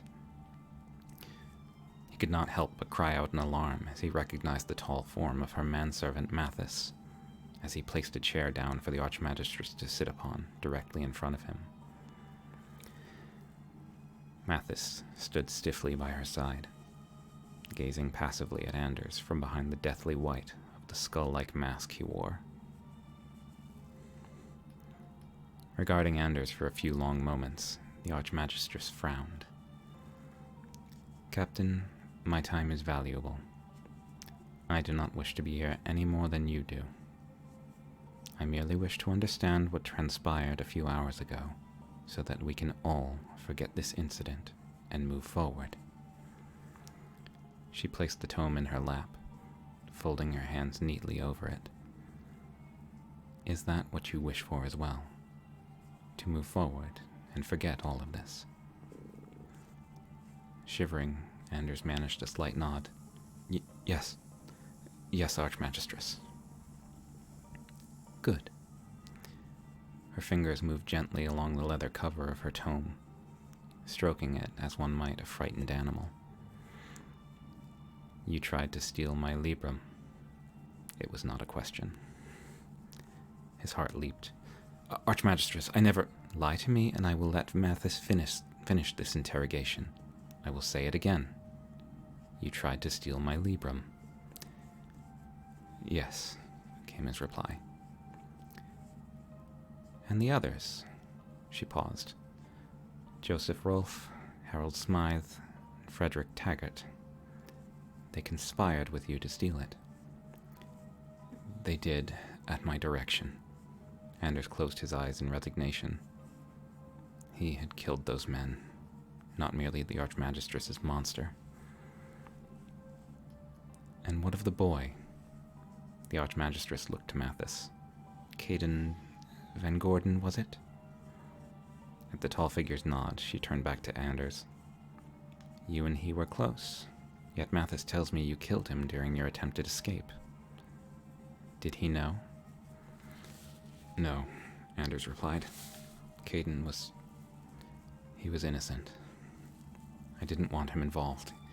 He wasn't even supposed to be on duty last night, but he insisted. Dalton came down with a fever, but you killed him anyway. I didn't think that thing, he regarded Mathis timidly, saw my face. I thought Caden might say something. Covering your tracks, in other words. The Archmagistress nodded. A prudent decision. I respect that. Her response disarmed Anders momentarily, and he blinked as he regarded her. Thank you? He clumsily uttered. That does not, however, explain Guardsmen Roberts and Arcillo, the two stationed by the tower's entrance. I am told they were found in the garden with their throats slit. Mathis has informed me that their assailant was very precise, and that the wounds were inflicted with a very fine blade. And there was no sign of defensive wounds, meaning they were dispatched in a matter of moments. Her eyes narrowed. You didn't kill them. No, Archmagistress. You know who did. Again, she did not ask. Anders hesitated, and in the span of those precious seconds the Archmagistress pressed further. Captain, omitting the truth is tantamount to lies. Speak. She didn't give me her name, he admitted. I only know her face. She was a girl, young, little more than a child. She had dark skin and a wide nose like she was from the sands, but her eyes were blue like the ocean. Anders forced himself to glance at Mathis. She was outside the tower when I was taken. Didn't you... He stopped himself from saying creature. Didn't Mathis see her? Pausing, the Archmagistress turned to regard Mathis, and the man gave a curt tilt of his head. I saw no one, Archmagistress. The words slithered from behind his mask in a raspy hiss. The captain fell to his knees, and I retrieved him. Curious. Carefully manicured nails dragged gently along the cover of the heavy tome in her lap. Yet the more pertinent question remains. Why did you wish to possess my librum? I didn't, Anders insisted. I wouldn't even be able to use it. Then who did? Her tone grew more urgent, the ruby on the eye of Maldoris glimmering in its steel bonds. The girl? Someone she served? Only a fool would steal without knowing the purpose. Anders hesitated. The Archmagistress snapped her fingers, and Anders' eyes widened to see the ball of violet-red flame ignite in her palm. My patience grows thin, Captain. You will give me a name, or I will give you to the flames. Choose. She extended her hand, bringing the flame beneath his chin. Its searing heat made the skin along his neck blister, and Anders gritted his teeth to suppress the pain, his voice coming forth in a mewling whimper. They would kill him, he knew. He would die if he spoke. But he would die anyway. and it would be better to have it done in an instant rather than suffer the fate of those who woke the eye. "It was one of the Archmagisters," he yelped, and the flame was withdrawn, those crimson eyes widening. I don't know which one, but the girl serves one of the Aeneid." Zenobia was silent for long moments, and her eyes never moved from his face, studying him, reading every twinge of facial muscle, every motion of his eyes.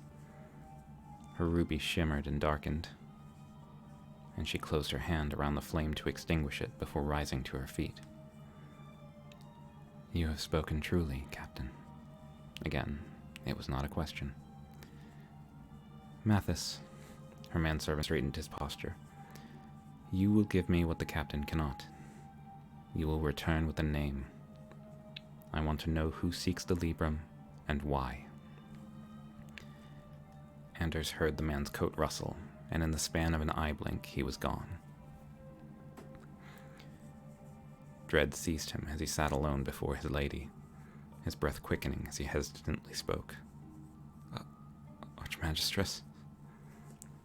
The corner of her mouth turned down, those eyes looking on him with indifference. "Tonight's disturbance has resulted in the loss of 7 of my personal guard, requires me to appoint a new captain, and cost me a night of sleep before an important council meeting, with a council that apparently contains an enemy. Are you really going to vex me further by speaking out of place?" "Apologies," Anders stammered. "So you're going to execute me?" His shoulders slumped, tears welling in his eyes as the reality set in. The Archmagistress paused. "House Malderis is nothing if not pragmatic. You are, or rather were, a capable soldier, and one practical enough to shed yourself of the bonds of fellowship when it suits your purposes. I will not discard such a useful tool so carelessly. And you yourself have expressed a desire to forget all of this and move forward. And we've been raided. Hello, Moonflower Tales. Welcome, welcome. Let me just do a little shout out. Shabam. Playing some Undertale. Ooh, fun. Hope you guys had fun. To anyone who's new to the stream, welcome. My name is Kieran, and I am a fantasy author, model painter, hobbyist, ASM artist, and YouTuber. We do a lot of comfy vibes here. And today we are doing what I call my Wednesday Wanderings, where we talk about writing. We're right now talking about National Novel Writing Month, and I am reading samples from my work in progress. So you'll get a little sneak peek of the novel I'm working on. So grab a blanket, grab some tea, and just get cozy. We'll be reading for a little bit longer, and then I'm actually going to do a raid pretty soon. So I wholeheartedly encourage you to stick around because we are actually raiding someone's birthday celebration. So yeah. All right.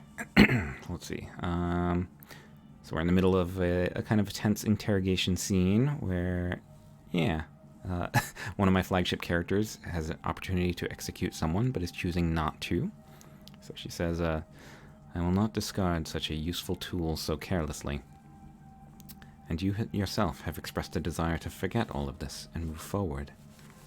She took a step toward him, and he trembled as she placed a finger beneath his chin, tilting his face upward, forcing him to look into her eyes. "But you cannot move forward yet. There is weakness in you, and it must be removed. Tell me, Captain, what are my house's words?" Anders swallowed. He knew the words by heart. "Non evocare oculum." "Wake not the eye," Zenobia translated. Her free hand lifted to her forehead. "And you have woken it." She lifted her circlet away, and Anders began to scream. So, yeah. So there's that little chapter. Again, it's probably an incomplete one. I'm going to add some more to it later. It's a little bit of Zenobia being a little scurry. She's a little spooky sometimes.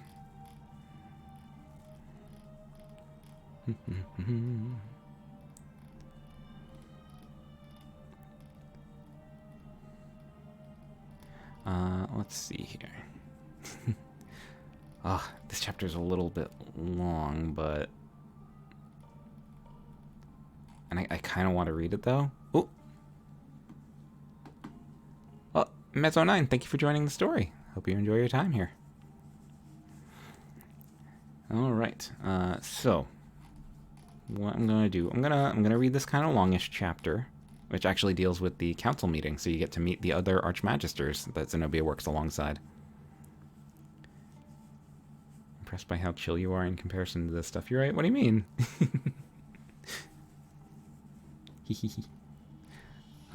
Let's see. Okay, so yeah, let's accompany Zenobia to a council meeting, and then we'll do our raid.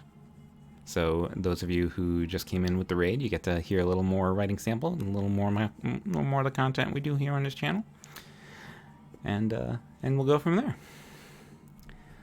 Aloha, just passing through as I browse the writing tag, looking for all the new names. However, no. Oh well, I appreciate it. Alright, it's always good to meet fellow writers and/or fans thereof, so you are always welcome here. Alright, so here we go with, again, a meaningless chapter number because this is probably going to get rearranged. But this is kind of a continuation of, like, Zenobia the next day after this event. I'll just have a drink of tea first. Get my voice all prepped for this. Alright. Her temples throbbed. Oh. Thanks for the warm welcome. Of course, that is what we do. My community is freaking wonderful. I love the people that come in to watch my streams. We're all very friendly, very warm, very welcoming to people, so you are more than welcome anytime. And aside from the writing, I also do a lot of miniature model painting and occasional gaming, so there's a lot to love about this channel. Alright, back to Zenobia's temples throbbing. She clenched a hand into a fist and felt a rush of irritation at the weakness of her grip. I exerted myself too much, she thought. Lethargy pervaded her body as she strode to the translocation circle in her personal chambers, turning to the mirror one last time to check her appearance. From the outside, nothing appeared amiss. Though her skin bore a singularly pale pallor, such was her normal state. Carefully applied balm coated her full lips in a dark violet hue, and the darkness around her eyes, born of an exhausting night, was covered by a similarly shaded powder. The Eye of Maldaris kept her jet-black hair from her face, her ebon locks tied at the nape of her neck into a long tail that reached her waist. As for her attire, she had chosen to dress in her typical manner, specifically one that she knew would furrow the already wrinkled brows of her peers. Clad in the indigo and black of her house, she chose a specially tailored gown that left strategic areas of flesh open for viewing, choosing to accentuate those aspects that her forebears' meticulous breeding had granted her. It would be a stark contrast to the stuffy, hindering robes that the Archmagisters called their garb of office. She had formerly opposed such risque tasting clothing, but long ago learned the value of seizing upon such an advantage in a room full of dry, draconian old men like Salk, or pompous man-children like Aquilai. Not wrinkled. When their attention is drawn to physicality, they seldom pause to ponder what lurks in the mind. Mathis, having been sent elsewhere to seek answers for last night's disturbance, would not be with her this time. Much as she preferred solitude, his presence was often useful in such affairs. He had a talent for making others uneasy, and Zenobia thrived when she alone held composure in the room. In subtle degrees, planting traces of chaos could tilt the scales, even in something so mundane as a meeting of the Aeneid. She stepped into the circle, focusing her sharpened will into the intricate litany of glyphs around her feet. Her librum dangled by her hip, and in one hand she held her staff, Viothrasan. The dragonbone instrument quivered with the circle's arcane energies, absorbing them to spare her body their otherworldly force. She envisioned the council chamber, the elaborate tapestries and windows of stained glass lining the walls, the floating chandelier holding a cornucopia of luminescent crystals, the large circular table with 9 gaudy, glittering thrones. Wrath. With a brief incantation, the translocation sigil burst into life, its patterns illuminating a bright blue. Zenobia could already feel her consciousness traveling, hurtling at godlike speed to her destination, and her body followed in the next instant. Her chambers blinked out of perception, and with the surge of nausea so familiar to her, she arrived in the Chamber of 9. "You are late, Archmagistress." She knew the condescending smarm of that voice all too well, and passively shifted her gaze to meet the visage of Baldora's golden rock, Archmagister Cyrus Aquilai. He reclined upon his seat, its back bearing the cog-like symbol of the Spire of Innovation. Alone among the council, he was a young man, barely more than 30, and was often the subject of much childish fawning from the magisterial apprentices. Indeed, Zenobia surmised, he would be an empirically attractive individual were he born without a tongue. Zenobia allowed herself a breath before responding. "My apologies, gentlemen." "There is no need, Mikia." The soft, measured voice of Archmagister Iadanza was the only one in the room that did not make Zenobia more nauseous than the translocation. Sorry, but 30 isn't a young man. Compared to the other Archmagisters, it's very young. "We have all been made aware of the unfortunate incident at your spire this past evening." The wizened Torwinian at the far side of the table smiled, his hands held gently together upon the marble table with fingertips touching. "I believe that most of us are at an age where such a disruption to our sleep would render us impossible to rouse the next morning." A few of the assembled council offered quiet chuckles.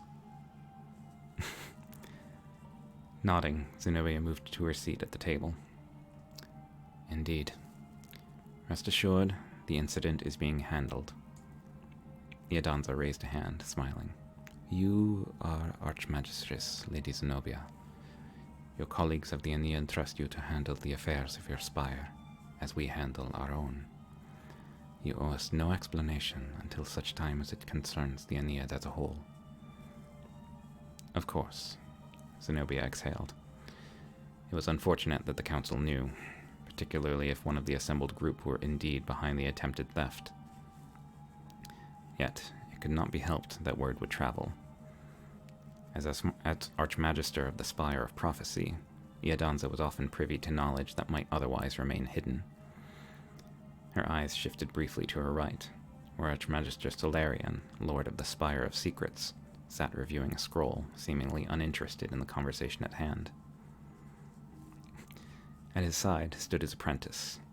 Mercy, she believed her name was. A wiry girl of 16, with a pallor that made Zenobia's own look like a light tan. Vanis, too, could have learned of the evening's events without much difficulty. She made a note to herself to address both men in private later.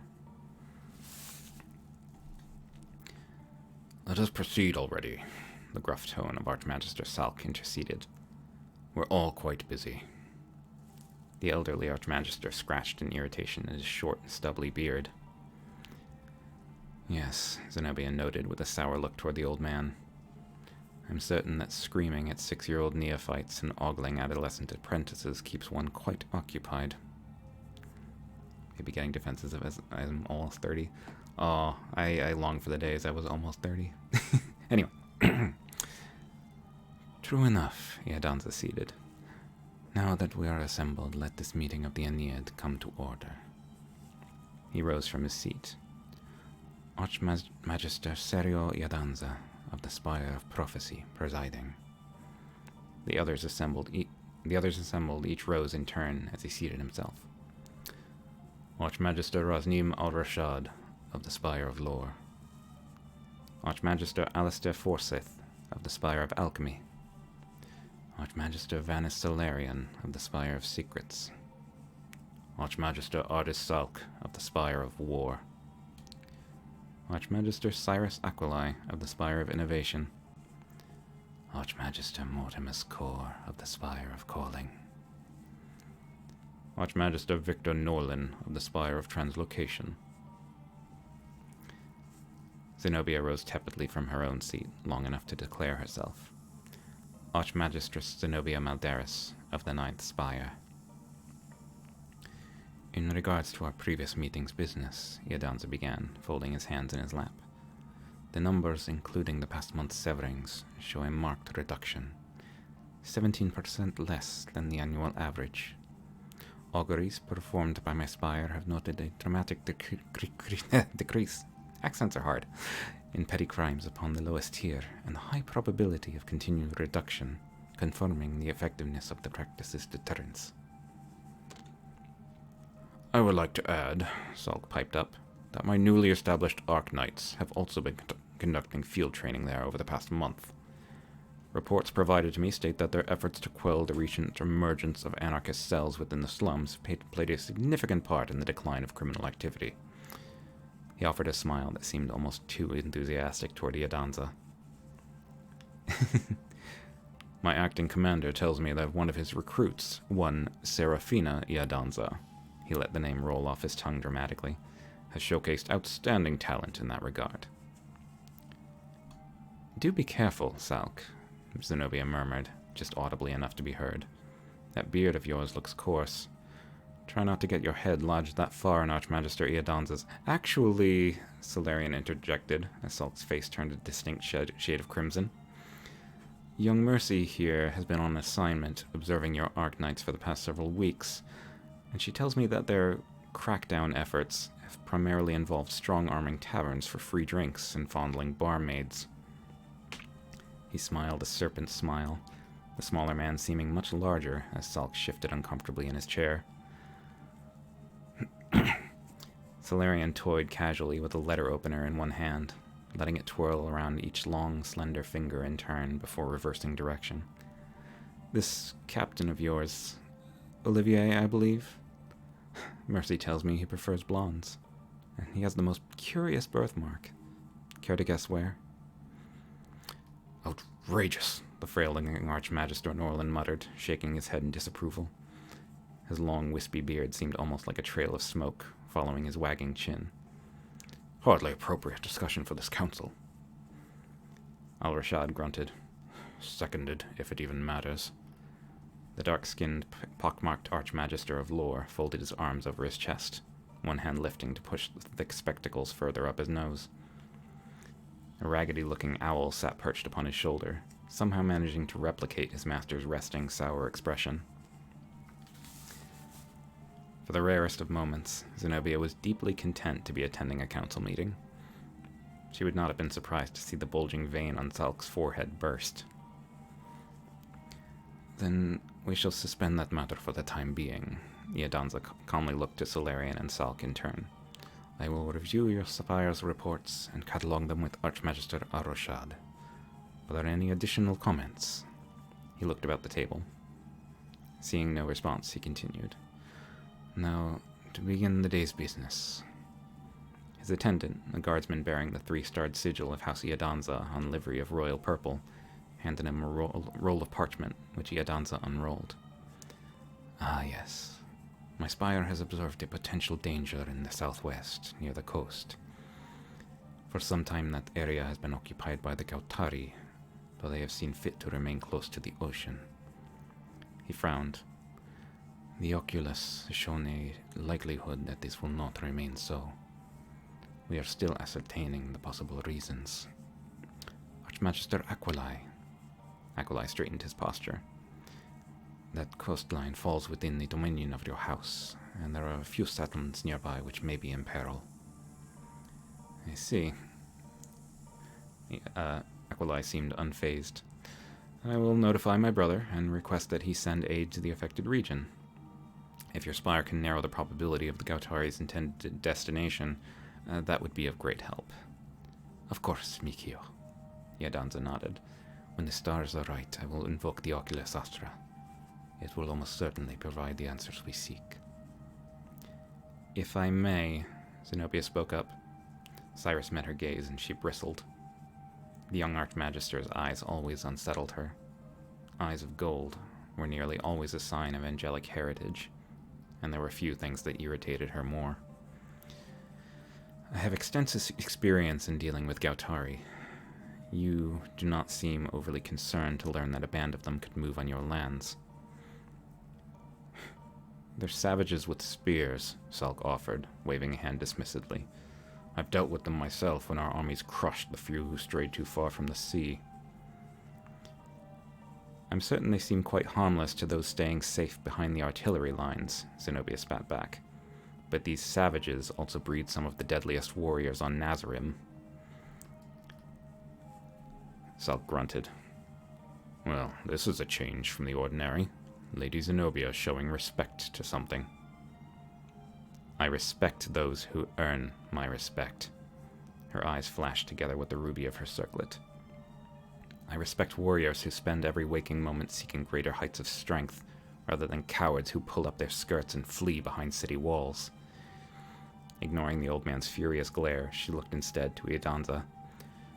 Archmagister, how large of a force did your acolytes see? Idanza paused. 2,000, perhaps more. A hush fell over the chamber. 2,000, Zenobia repeated. And the number of men you plan to deploy? She asked, looking to Aquilai. Aquilai shrugged. 500 or so should be sufficient. Phalanx troops, some mounted cavalry, more than a match for brutes with sticks and rocks. Zenobia stood, placing her hands on the table. Those sticks you refer to are Gautari Tayaha. I've seen them cave in a man's breastplate in a single blow. And the bloodstone rocks adorning them? Sharper than Zan obsidian and harder than tempered steel. She clenched her hands into fists. The Gautari warband in open terrain is not to be underestimated. When they overwhelm the handful of doomed men you throw at them, death is the best possible outcome. The ones who live, they'll be butchered like cattle, boiled alive, have their eyes and fingernails plucked out so the whelps can delight in their screams. Several of the Archmagisters shifted uncomfortably.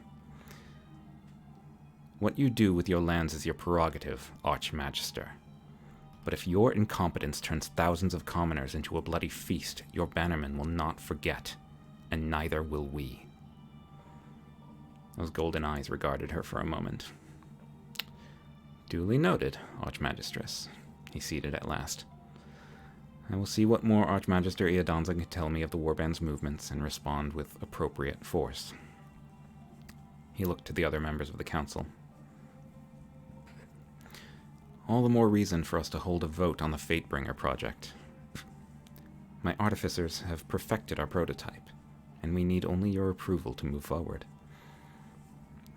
I have my reservations, Archmagister Forsyth offered, fiddling idly with the multitude of rings on his wrinkled hands. But young Aquilai and his spire have done wonders here in the capital. I'm curious to see what this masterpiece of theirs is capable of. I am less enthusiastic, Solarian countered. From the proposal offered last year, it seems to have all the subtlety of a drunken Sorskathi. Tipping our hand like this could have consequences. The subtlety of a drunken Sorskathi, perhaps, Aquilai conceded with a chuckle. But point one at an enemy, and it's suddenly not such a bad thing. He tilted his head. You are the most practical one at this table, Archmagistress. Are you truly not curious about this project? Zenobia disliked that he was not incorrect. Your point is taken, Aquilai. And if this trial is successful, do you believe it could be applied to the present circumstance? Of that, I have no doubt. She nodded and looked to Idanza. Archmagister, this is perhaps a prudent time to make a decision regarding the project. Its cost, I believe, is substantially lower than its potential benefit to the Baldoran Federation. She glanced at Aquilai, who merely smiled. if it performs as expected.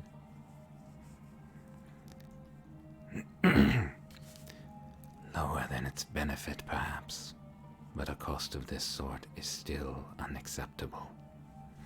Several council members jumped in surprise, Norlin even looking frightened at the scraping, raspy voice of the typically silent Archmagister Kor. The black-robed Master of Calling remained seated and spoke softly, yet his voice carried to each of the assembled council as if he stood directly before them. His gaunt and pallid face remained concealed as ever behind the thick cowl draped over his head, though the council all knew he sensed them all clearly. I have consulted the Loa, and they do not share the eagerness of our young Cyrus to break their laws.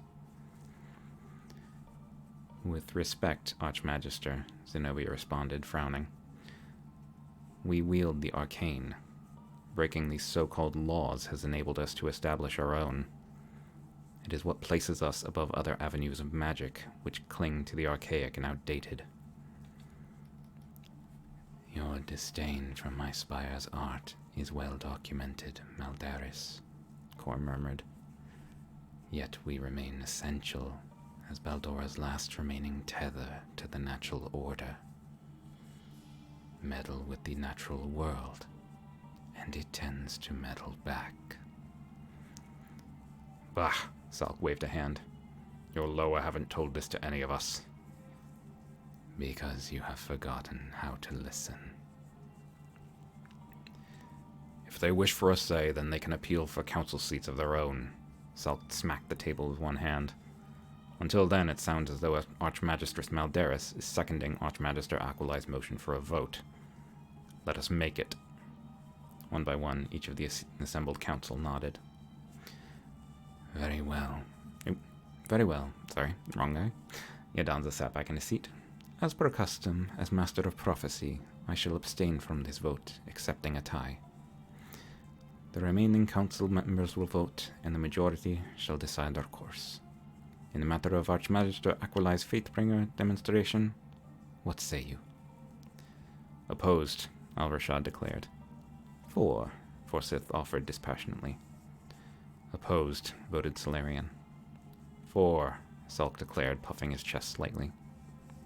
For, naturally, Aquilai said with a boyish smirk.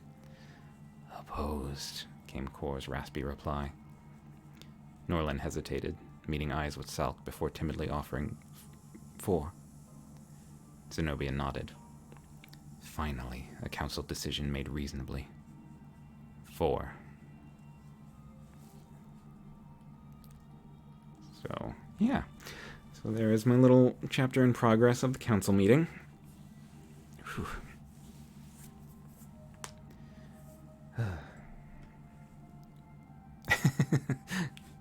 I will take that to mean approval. Thank you.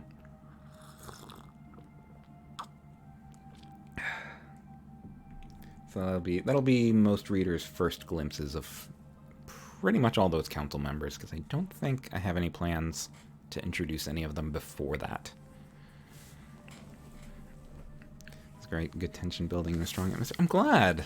That's actually my first real foray into writing a scene like that. So I'm not normally good at managing scenes with a lot of characters in it. So, and here we have 9 major characters, all with distinct personalities, all in one scene.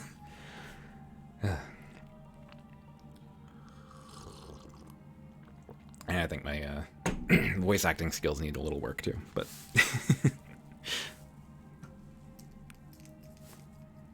yes, many people. Actually, 10 people of note, because we also brought up Solarian's apprentice Mercy. If you're watching Avatar. Actually, so funny little factoid, actually, Mercy is named after a real person. But in a lot of other stuff. Aw, thank you. This is all still a very rough draft, but hopefully it'll get to the point where I'm happy with everything. So we'll see how it is by the end of the month. So yeah, so Overwatch Mercy. Nope. A real life Mercy. So one of my friends, who is actually the friend that I'm painting that Halfling Blood Bowl team for, He is a father. He has a little girl who's I think 2 or 3 years old now. I can't remember the with the lockdown and all that. Time has become very nebulous. So I think it's 3. And his little girl is named Mercy. So when Mercy was born, I promised I would name a character in my book after her, and so I've done precisely that. He used to open mic for writers groups. I've heard a lot. Oh wow, that's awesome. So yeah, and the fun thing about real life Mercy, real life Mercy is really funny. She's freaking adorable. She looks like my friend so much. She really takes after him, and she has these big, beautiful blue eyes, just just so pretty. And going over to their house before the lockdown, when I would walk in, she'd be like in this little like toddler seat kind of thing. It's like this little table with like a suspended seat that she sat in. And she's so quiet. I've almost never heard her cry. The only time I heard her cry is when they tried feeding her turkey flavored baby food for the first time, and she apparently didn't like it. It's the only time I've heard her make any sort of noise. The rest of the time she's just like totally quiet, super well behaved little baby. And if she sees someone she doesn't recognize, like the first few times I went over there, she will just stare at you. She just looks at you curiously with these big blue eyes, and it's just the most adorable thing ever. So the character of Mercy also has very, very beautiful blue eyes, and when she's studying someone, when she's looking at someone, she looks at them the same way, just very quietly and very intently. So that'll be a little nod to the real life inspiration.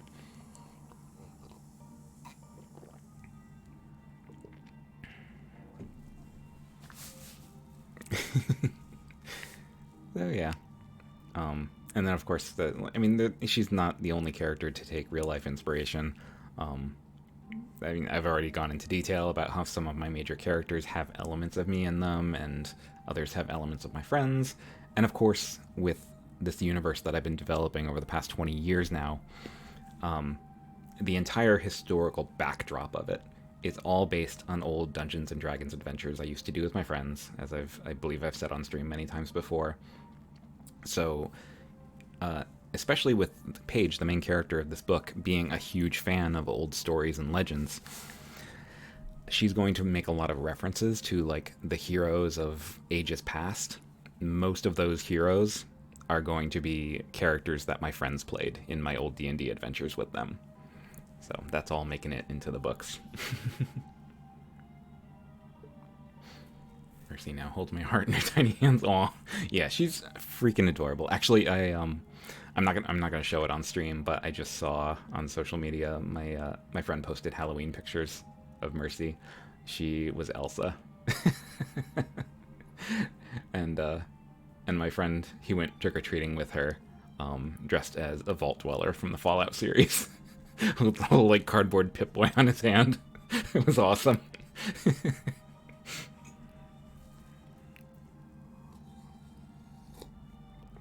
Yeah, freaking adorable.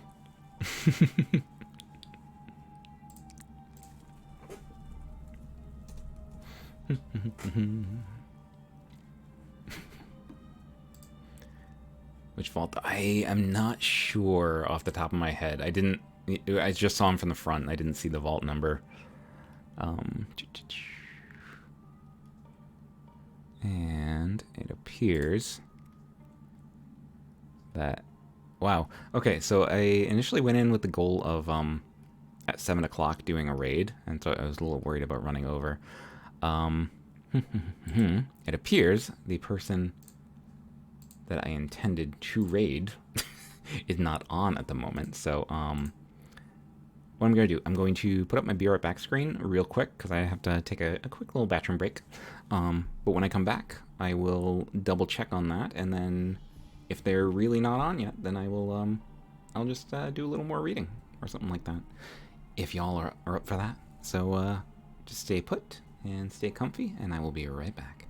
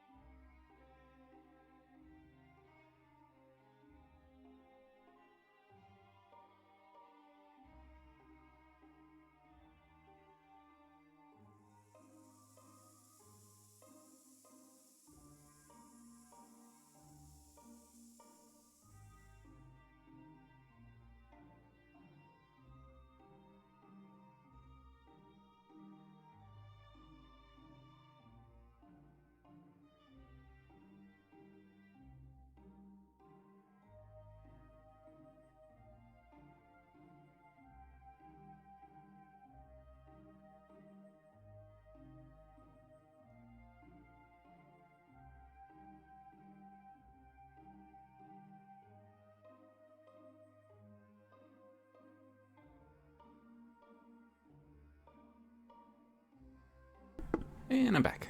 Probably gonna head out for the night, but it was a pleasure meeting. Oh, it's a pleasure meeting you too. I hope to see you again real soon. So Wednesdays are the days that I will normally be doing these NaNoWriMo updates and story reading and all that. But I also do a lot of Gorilla streams during the week. Let me just, I believe this socials link should still work, or maybe that. Yes. So if you would like to follow me on Twitter and other such things, if you're ever interested in meeting more Twitch writers, shoot me a DM. Absolutely. Yeah, that'd be great. I'm also on a Discord for specifically VTuber writers, but yeah, I'm always happy to meet fellow writers. That's awesome. It's really fun to just chat with them and bounce ideas and just kind of like get motivation via osmosis. All right, we're back. We rating or not? I'm not sure. Let's check one more time, and then I'm going to check the Twitters real quick to see if maybe something happened there.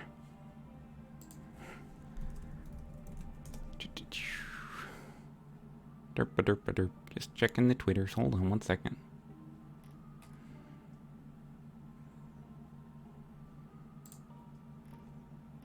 Do.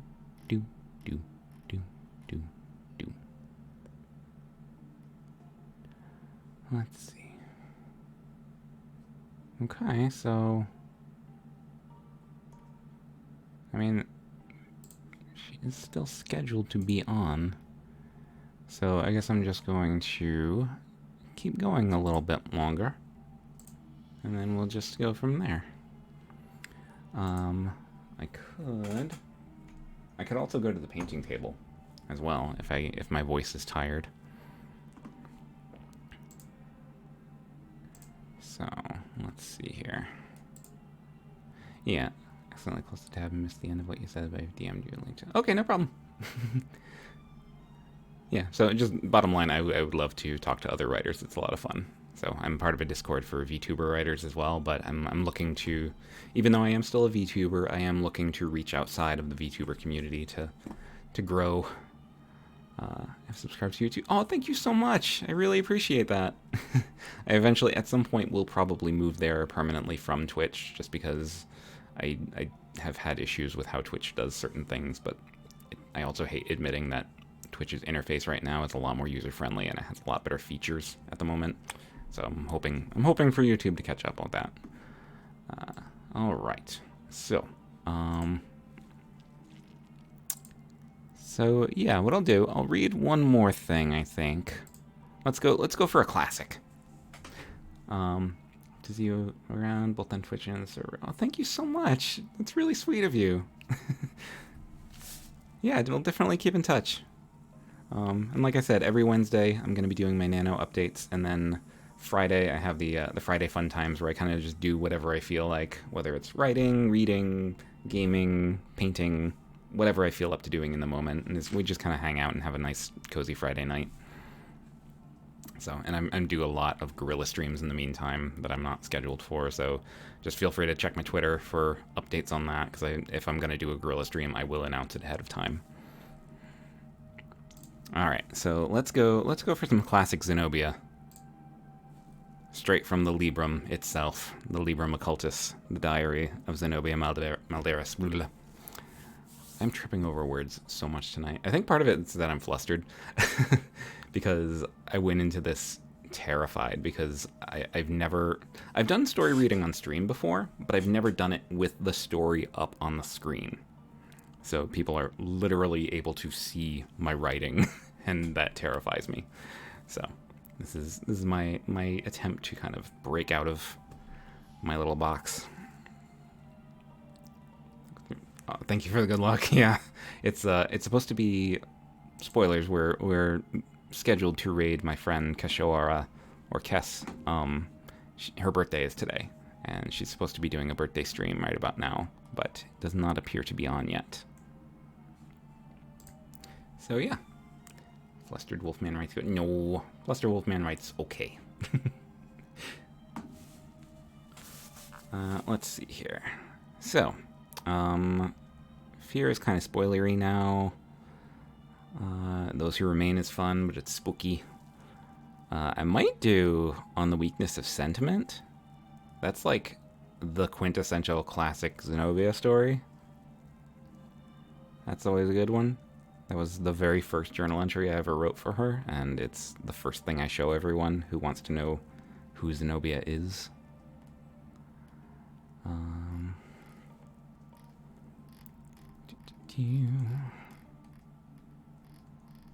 So, wow, I didn't. It never occurred to me how long the intro to the Librum Occultus is. It's like almost 10 pages. Just scrolling through this really. I love Fear. Fear is probably one of my favorite entries. On the Weakness of Sentiment. Here we go. Alright, so regular viewers of my stream will have heard this before numerous times, but I love it, and it's classic, and this is my first like writing-focused stream in a long time, so I feel it's appropriate for me to read it again here. So, let me just put my glasses on here, and I can get reading. Here we go. On the Weakness of Sentiment.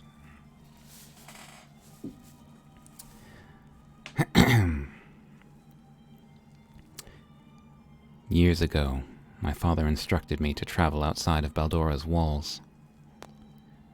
To live upon the upper tier is a privilege rightfully due to those of our station, for the translucent enchantment upon those walls allows a truly breathtaking view of the valley and the lands beyond it. But to see the outside world and experience it firsthand are two very different things. My father stressed this point, though to his ever-silent approval, I was already quite aware. Eager for the opportunity, I left in the company of 20 house guardsmen and my personal attendant, Mathis. I was young, barely more than a child, and close to my final days of magisterium training. The open road was most pleasing to me, a strong foreshadowing of the wanderlust which would draw me from my cloistered home but a few years hence. And to Mathis's chagrin, I eschewed the use of the palanquin. Being my first journey beyond the city, such an enclosure would only be a hindrance to the sensory banquet I desired. While I am certain Mathis feared for my safety, he knew full well that an assailant somehow managed to cut their way through the guards, and miraculously bested Mathis himself. I was hardly helpless. Though a far cry from my suite at the academy and the comfort of my library, I found the late autumn breeze refreshing, and to smell the rich grass and soil in its native earth, to feel its softness beneath my boots, was a welcome novelty from the cold stone of Baldoran streets. 3 days we traveled, spending each evening at inns along the road. The establishments were crowded and stank of ale and smoke. Mathis faithfully saw to securing my room first, that I might retire while the drunkards below partook in their transient comforts.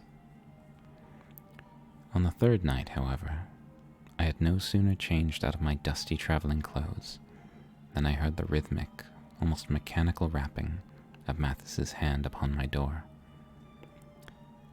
When I bade him enter, I immediately noticed the smile upon his face. It was unusual for the typically grim and humorless man, and I noted that he had taken the time to shave, his salt and pepper beard meticulously trimmed and hair brushed into an impeccable coif.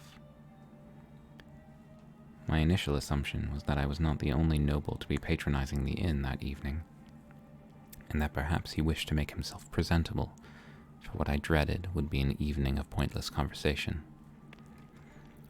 To my great relief, he dispelled this worry, instead requesting that I join him in the dining room downstairs. A vagabond had come to the inn, he told me, one of exceptional skill. Most consider the vagabonds little more than traveling minstrels, but students of history know them to be far more. Storytellers they may be, but storytellers who, as a society, have personally witnessed or even contributed to the legendary deeds of the heroes to which their songs give praise. Needless to say, I was intrigued. Flanked by 2 guards and preceded by Mathis, we descended to the dining area, where the silence struck me most of all. At such an hour, the inn should be a cacophony of music, laughter, and drunken brawling.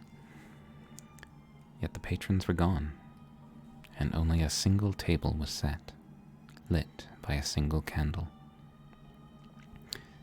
Mathis had personally arranged this, so that I might have a private audience with the musician. While more interested in epic tales than mere music, I acknowledged Mathis's efforts and promised to compensate him for his pains upon our return home. The 2 of us sat at the table, a serving girl appearing promptly to serve the establishment's finest wine. Finest being a relative term, but custom dictated that I should be gracious nonetheless. And the vagabond took the stage, instrument in hand. I was quick to realize that the performance would not be unpleasant. While young in appearance and bearing a perpetual boyish smirk, the man carried himself with the poise and grace of a master, and he looked on me with a boldness that few would presume to exercise, his eyes soulful pools of bright cerulean.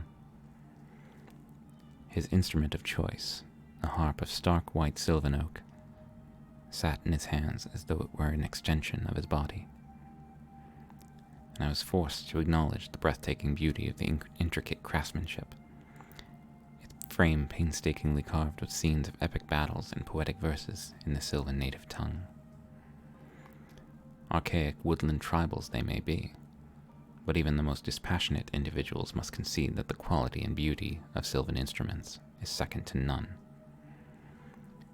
To see a human holding such an instrument suggested either an abundance of skill which had attracted their patronage, or else those eyes had enchanted one of the elusive creatures in the past, as surely as they attempted to enchant me. From the empirical look of him, I would have assumed concurrence of those possibilities. The next hours were nothing short of captivating. Each pluck of a string was precise and heartfelt, every note a symphony unto itself. As he played, he sang of ancient lore, particularly Baldoran in nature. The tragic fall of House Redwind was of particular interest to me, along with the rise of House Maldaris itself, his verses showing remarkable insight into my family's enduring legacy and noteworthy contributions to history. Last, however, he delivered a stirring rendition of The Siren and the Slain, the tale of the fire goddess Reva and her lost love, the water god Lysander. I've heard the story 1,000 times over, but in the skilled fingers and angelic voice of a true vagabond, the tale took on a new life, and it felt as though I was hearing it for the first time. I am ashamed to admit that for a moment I was unaware of my own surroundings, lost in the sweeping melody as I drank in this delivery of Nazarim's most famous love story.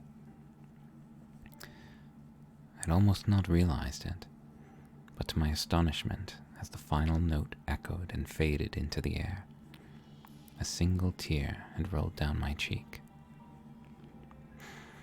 Mathis must have seen it, for his rough and calloused hand took my own, and the creases of his face were turned up in that same soft smile I had seen earlier. I had seen a similar look in fathers who doted upon their daughters, and I found it bewildering that he, of all people, would have the capacity for such sentiment. I am rarely surprised, but I can firmly mark this as one of those occasions. To my disappointment, the surprises did not end there. Mathis escorted me to my room after I had complimented the vagabond, and rather than retire to his chambers, he followed me into my own, closing the door behind him. Musing that perhaps he wished to know whether I had any more orders for the evening, I dismissed him, yet he remained, his face turning to a thoughtful mask. After a moment's pause, he advanced, and in my shock I hesitate to admit I did not have the presence of mind to push him away.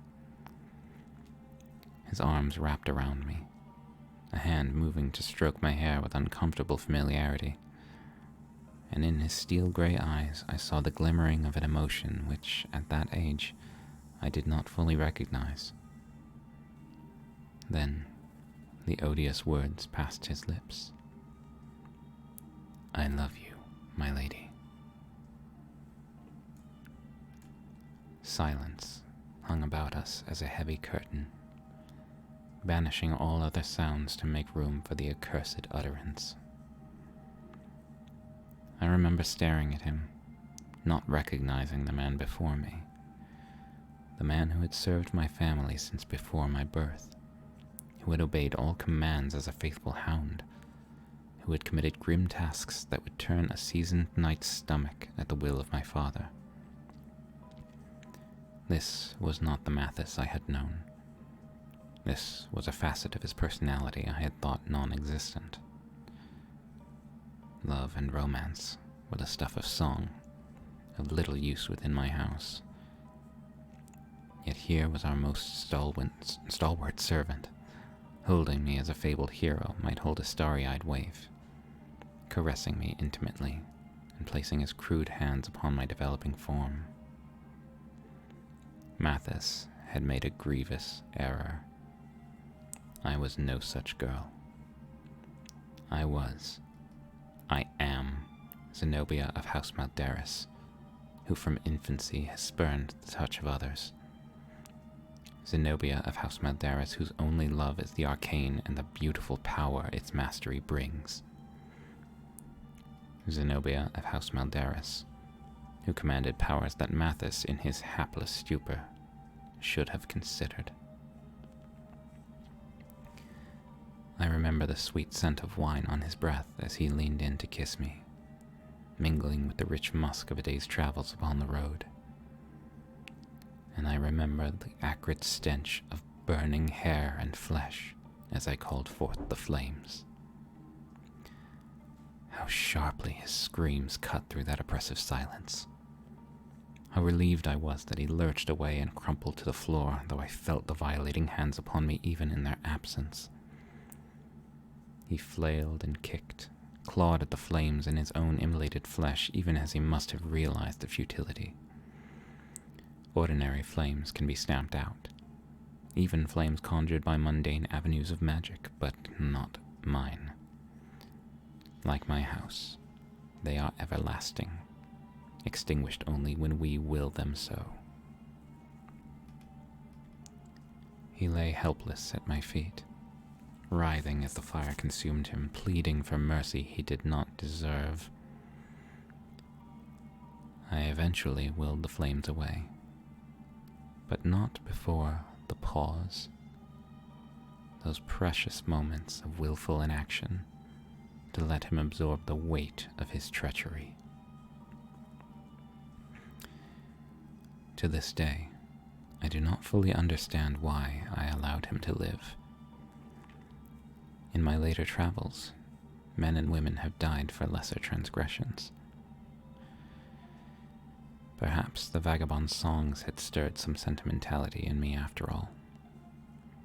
Perhaps even a child of Maldaris bears the spark of innocence in those fledgling years. Sentiment is a poison. Much like a poison of the blood which racks the body and leaves it vulnerable to further infection, sentiment exposes the soul, bearing its throat to the wolves of the world. Worse still, it stirs the fires of the heart, driving even the wisest of individuals to rash and reckless action. As any vagabond will affirm, love has ruled the hearts of countless people, and entire wars have been fought in its name. Upon Lysander's demise, even Reva, with her poetic and loving soul, racked Nazarim with fire and split the land apart, all because of her grief for a dead lover. Love brings ruin, as Mathis' professed love for me nearly led to his. It was only because of my own weakness that he continues to serve my family today. Love diminishes our capacity to control ourselves, and there is nothing more shameful. Most people have a limited sphere of control. Some control entire kingdoms, while the lowliest of peasants may at least have control within their own household.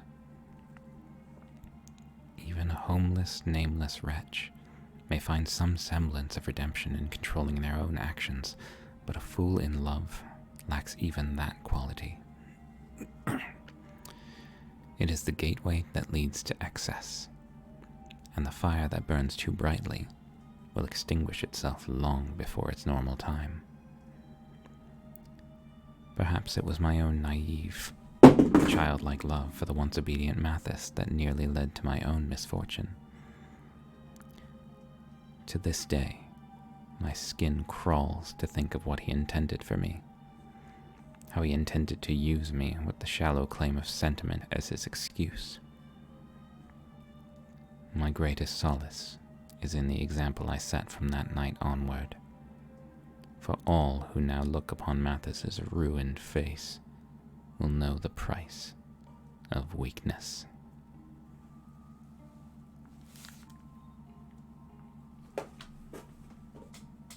And that was On the Weakness of Sentiment.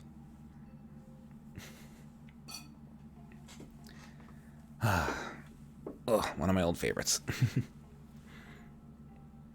Just doing a little stretch. Don't mind me. Talk amongst yourselves. Oh.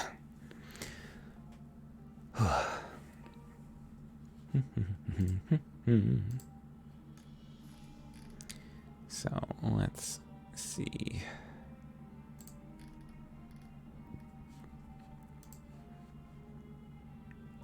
Are they around?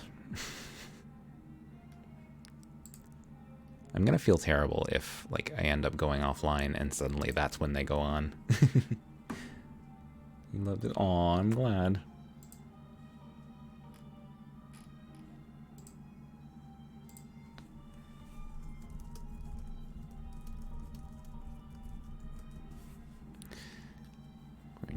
I'm just sending a little DM just to double check. She doesn't always see the DMs, but it's my only way of getting in touch with her. So yeah. And now that I've read some samples from the book in progress, we've met Mathis after the fact. So he is now a super spooky guy. And I will hydrate. Thank you very much. I still have a little bit of tea left.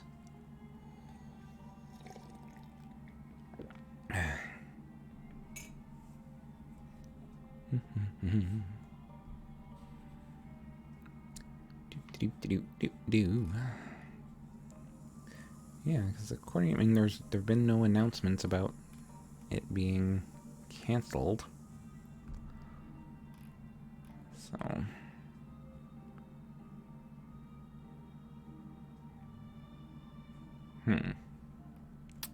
I didn't see any date change, so I have to assume they're still going to be going on. But I was wondering how the heck then he still lets him around. He learned his lesson. Not only that, so one thing I'm kind of hoping that readers ask at some point. Maybe the stream is like, yeah, maybe. Yeah, she was supposed to go on at 7, so, but I've been checking since 7, I haven't seen her yet.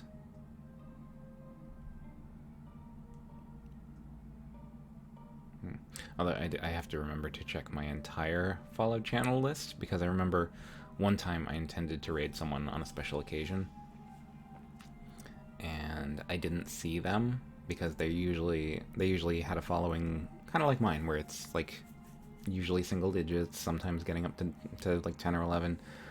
So I looked around that range on my list of followed channels.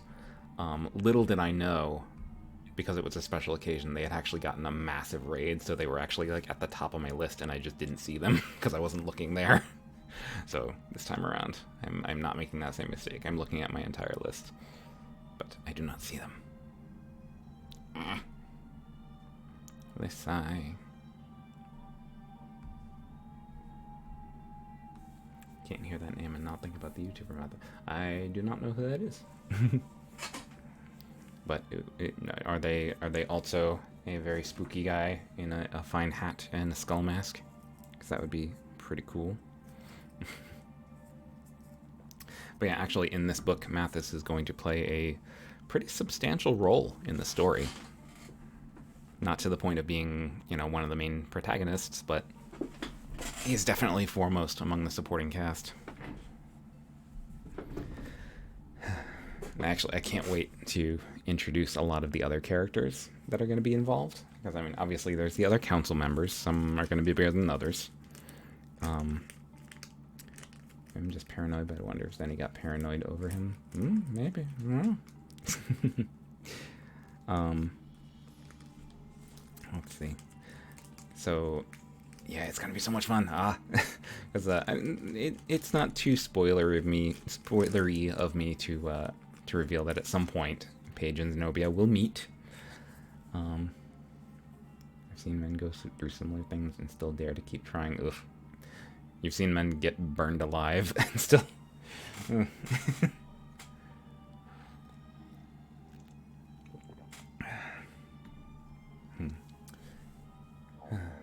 But there is also the question of, was he really doing what we think he was doing?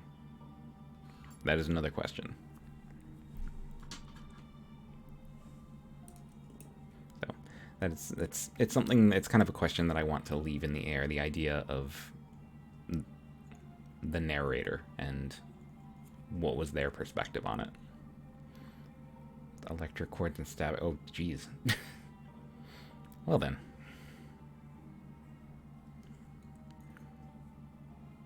So one of the underlying themes of this whole book is the idea of perspective and who is telling a given story.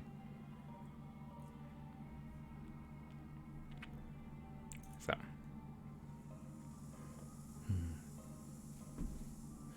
I don't know, he really liked her. He was still pretty old for her. True. Didn't she say she was... Oh, he was with her dad before she was... Yes. Yes, he's been serving her family for a very long time.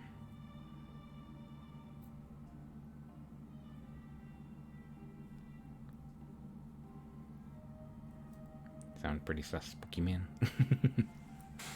Oh, he's even spookier in his new form. Post-burnination. There were little details about like the scene where he drags Anders back into the tower.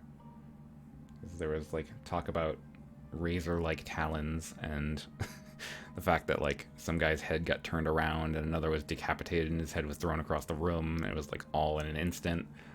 And then of course, as Anders was being dragged into the tower, he was like surrounded by inky blackness. So there's a lot of questionable stuff, like what the heck is Mathis now? Like, what is he capable of?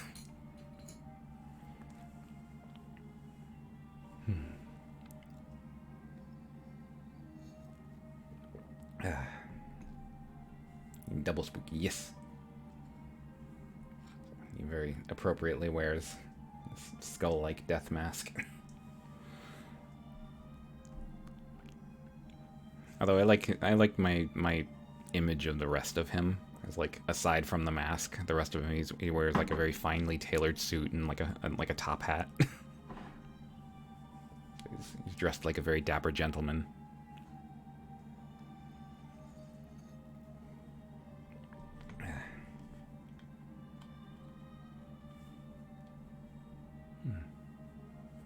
course, why wouldn't him, edgy dude? Yes.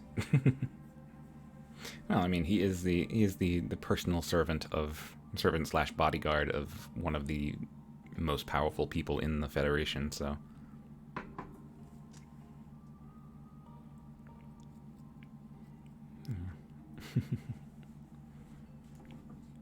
I love House Maldaris. They're so fun.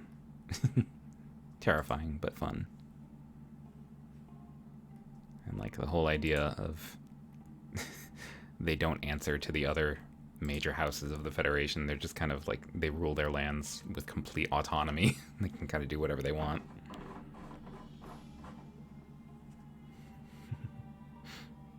I just fancy to kill for milady. Yes, precisely. And he's even got a nice hat that he can tip while he says it. Milady.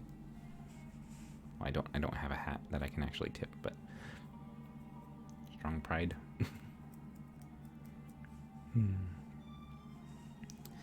Let's see here.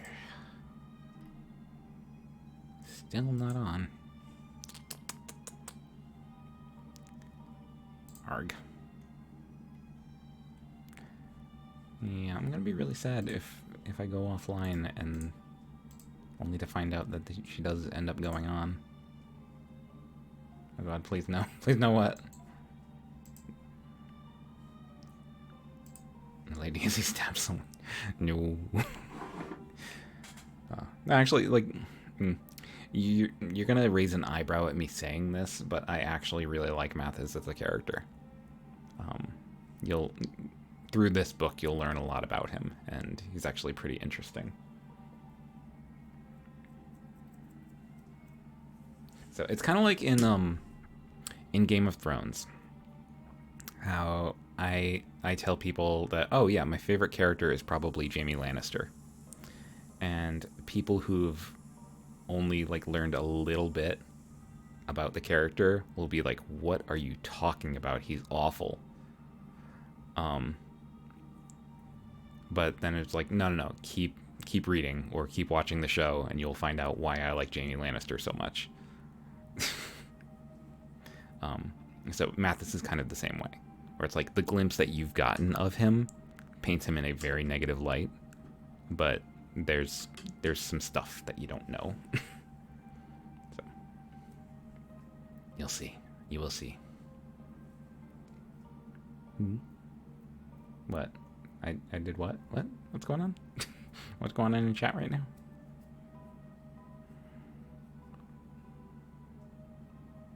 Spooky, creepy man.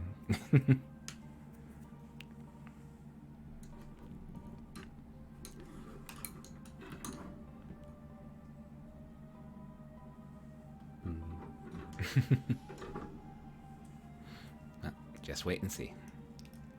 So, actually, Mathis is pretty much getting his own storyline within the book, because, as you've seen from the samples tonight, Zenobia does send him off on a mission to try and find out who's after her book. So, he will actually be the main character of a side story. And through him, we will meet a few other characters, including Serafina, who we mentioned. Not that kind of creepy. So yeah, during the council meeting, Archmagister Salk did mention that one Serafina Iadanza, who shares a last name with the master of the Spire of Prophecy, is at work in the lower city with the Arc Knights. Yeah, he gets fancy screen time. So we get to meet Serafina. She's fun. She is actually straight up a character that a friend of mine made for a D&D campaign once. And I received his blessing to use her as a character in the book.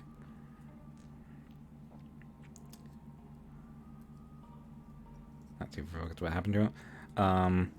He got burninated pretty badly by Zenobia. So yeah.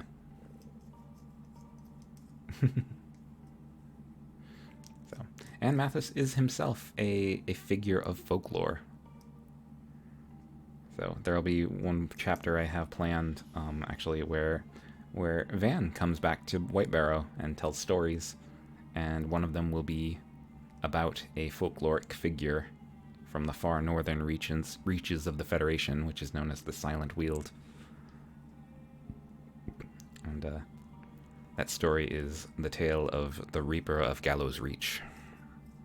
And Mathis is, spoilers, Mathis is the Reaper.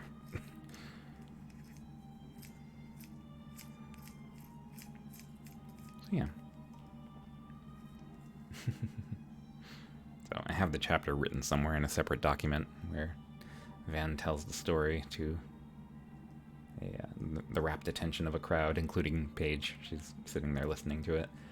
And it's a very creepy, like Sleepy Hollow-esque story, supposedly about a man who dies in the woods and comes back as a demon. So yeah.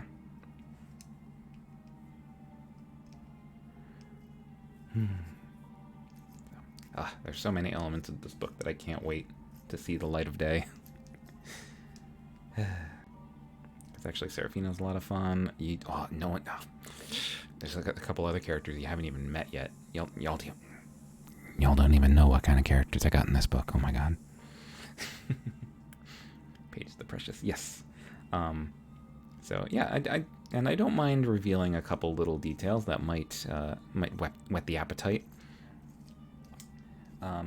So, inspired by the stories of the Five, the Paragons, Paige does, through the course of this first book or two, she puts together her own team with people that she meets in Baldora when she's studying under Zenobia. So her teammates are pretty cool. What's that face?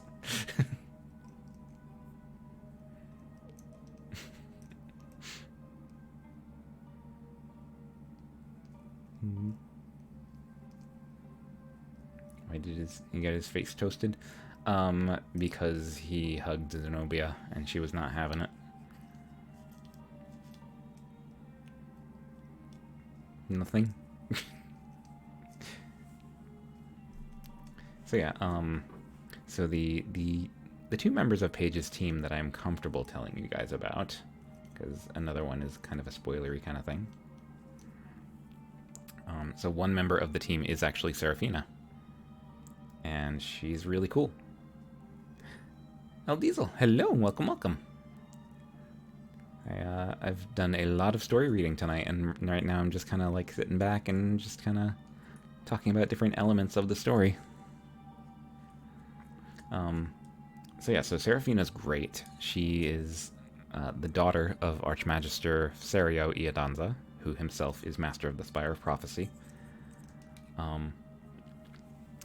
And Sarah's great. She's sort of a warrior wizard sort of character.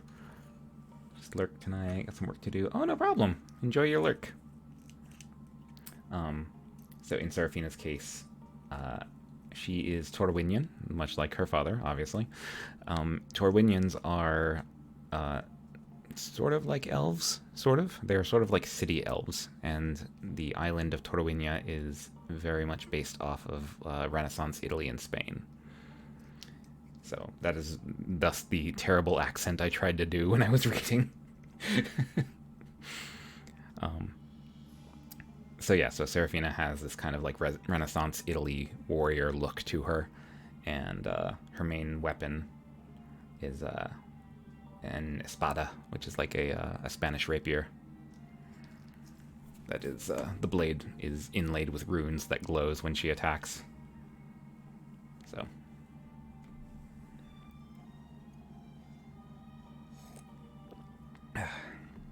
That's one thing, kind of one of the magical tricks she does as a student of the Spire of War is she imbues her weapons with runes that change its properties, like she can make it flaming or lightning or something like that.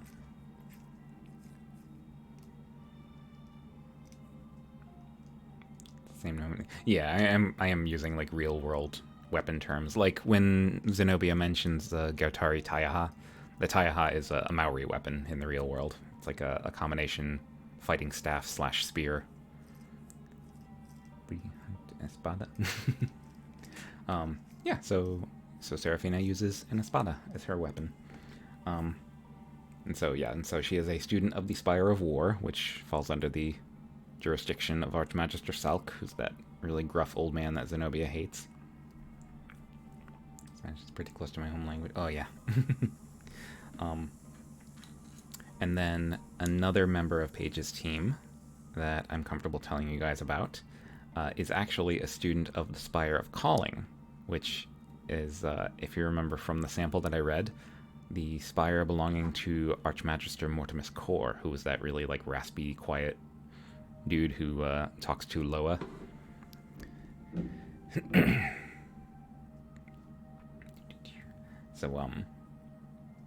So the deal with the Spire of Calling, they're kind of a unique magical science. Each of the spires deals with a particular discipline related to magic in some way.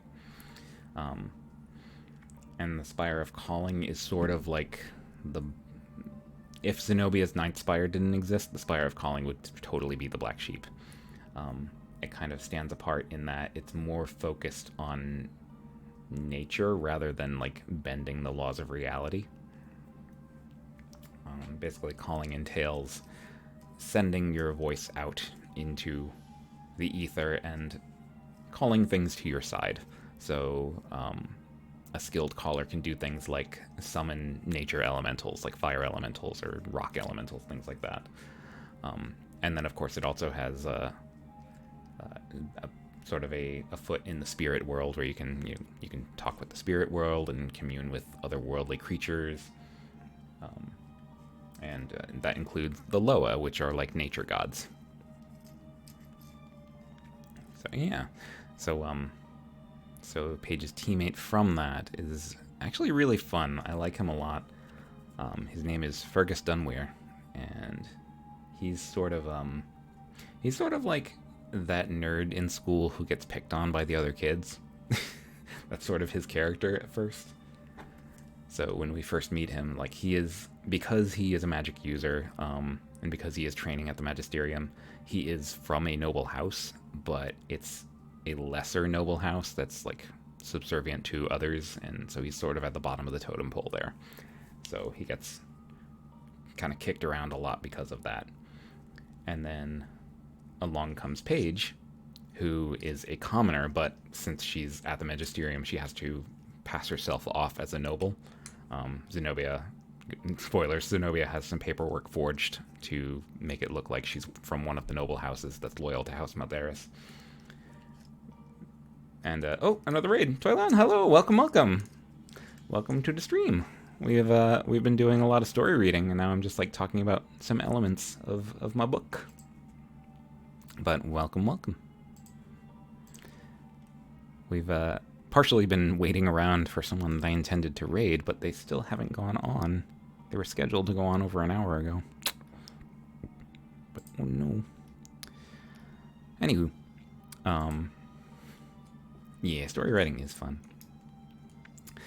So Fergus is that kid who gets bullied a lot in school, and it doesn't help that he is in the Spire of Calling, which is considered an inferior science of magic to the other students from the other spires, so he's, like, doubly screwed in that. But then along comes Paige, who all she really cares about is, like, the content of a person's character, and so you gotta go see, okay, have a good night. So when she comes in and sees all this going on, she immediately comes to Fergus's defense, and because she is outwardly associated with Zenobia, who is one of the most feared people in the city, people tend to pay attention when she speaks up for a cause. So she ends up kind of saving Fergus's neck, and he becomes, like, very devoted to her as a result of that. And so, yeah. She kind of, like, encourages him to believe in himself, and his power starts growing accordingly. Imagine using magic. What a bunch of nerds. Oh, yeah.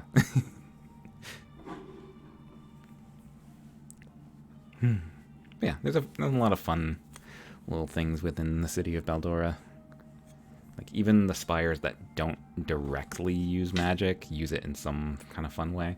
Like, There's Archmagister Aqualize's Spire, the Spire of Innovation, which is devoted to innovating Arcanotech, which is like a fusion of magic and machinery.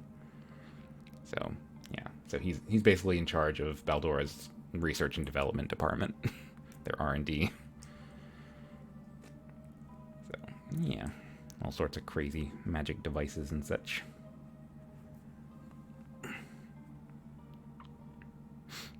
So yeah, that's kind of the deal. Like when you enter the Magisterium, you learn some general stuff, and then as time goes on, you choose a spire to focus on, and that's your life from that point on. With one exception. So there's a point in one of the other books I wrote where Zenobia and Ranganui are talking, and Zenobia briefly describes the spires and how people graduate from one spire or another, and so, because at the moment she's fixing something mechanical, she's talking about the Spire of Innovation. And so Ren assumes that's the spire she graduated from, and she just matter-of-factly says, no, I graduated from all of them. So she is the only student in living history to have graduated from all 8 spires instead of only choosing one.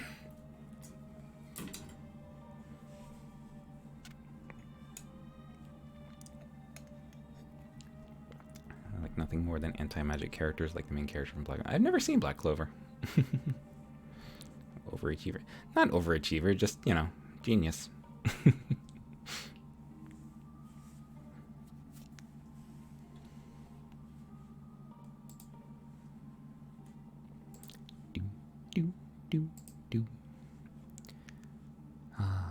I love my theme music. It's fun. She's still not on. Alright, so I think what we'll do then, I'll still talk about... Oh. Hold on. I just want to make sure the stream didn't crash, because for some reason the video stopped playing in my browser. Okay, I'm still going. Cool. I'm so happy. I'm so happy to not crash. That seems like such a low standard to be thrilled about, but I am.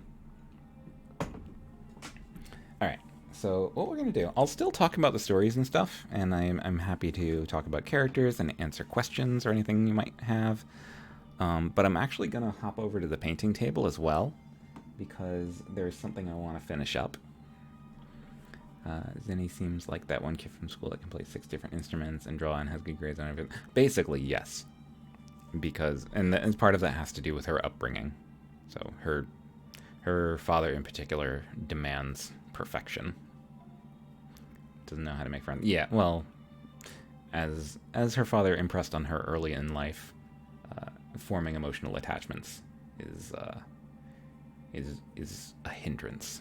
It gets in the way of achieving things. Alright, so what I'm going to do is I'm going to go over to the painting table, and you get to see what I've been up to today.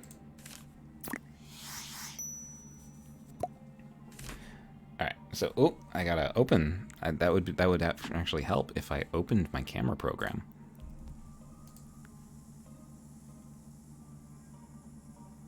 And you know what? It's good that this happened, because I think there was too little scuff happening. It didn't feel like a real stream.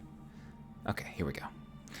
All right, so here we have the painting table. Over here, on the right side of your screen, this is actually the next Blood Bowl team that I'm going to be painting. And that is the Chaos Chosen team, the Fate Weaver's Fireballs. And these guys are going to be fun, I think. So, and it's a pretty simple lineup, too. They don't... Unlike the Necromantic Horrors, which had 5 different types of units in it, they had the zombies, the wraiths, the ghouls, the werewolves, and the flesh golems. The fact that you're so used to Scuff, yeah. It's kind of part of my brand now, honestly. So the Chaos team only comes with 2 types of units in the main box. There's, what's a good example of one? There's these Beastmen, kind of runner linemen, who are a little more agile, a little more fast-moving, and they have horns which grant them increased strength if they do blitzes, which is moving and tackling or blocking. So they're pretty cool. They want to be on the move. So they're generally the guys that are going to be running up the field with the ball, or kind of charging into the enemy lines to knock people out. And then you've got these guys who are Chaos Chosen blockers. So they're the big, heavy dudes. They just kind of stand in the center field and take hits, and they can kind of dish out damage and take a lot themselves. So there's them. And then along with this team, I am also going to be painting this ogre who came with the starter set. And I'm going to be painting him up in colors to match the others. So that's what's going to be next on the table. Once I finish this, and it is almost finished. So this is Tree Man number 2 for the Halfling team, which I finally started painting, and I'm almost finished with.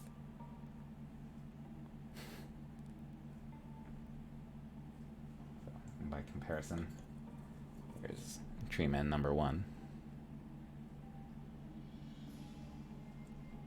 So I've done, this guy is more of a summer theme, and this guy's more of an autumn theme.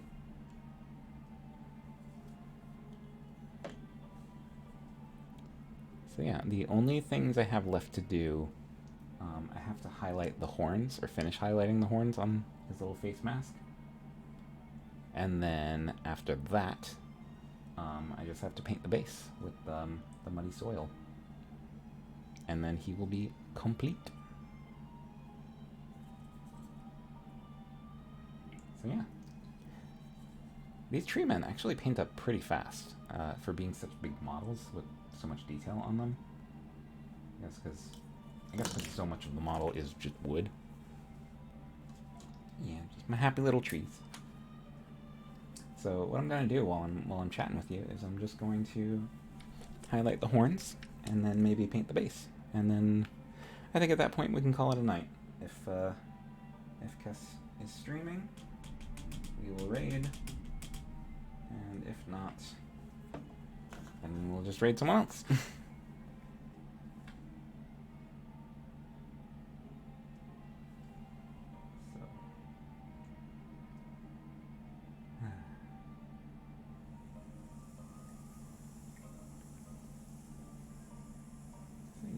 Not a whole lot for us to do on this. Very, very little detail left.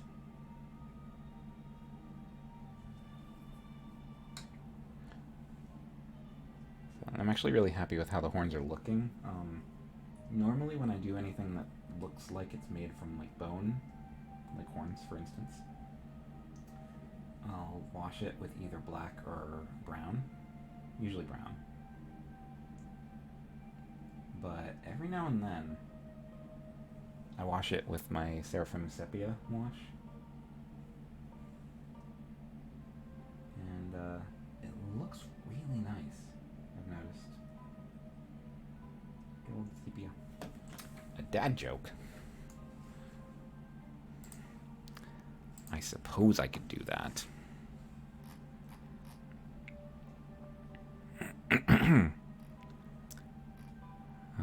Let's see. Okay. Here we go. What did one hat say to the other? Stay here. I'm going on ahead.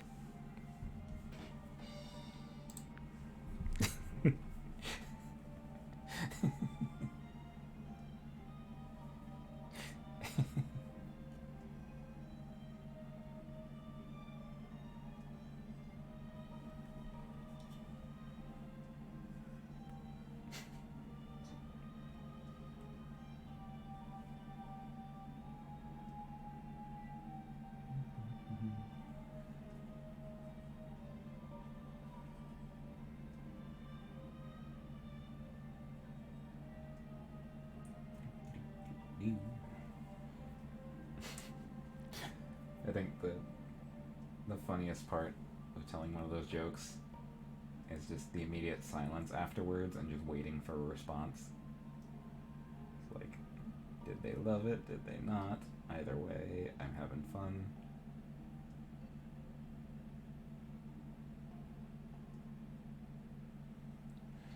That's a terrible joke. It was terrible in the best way.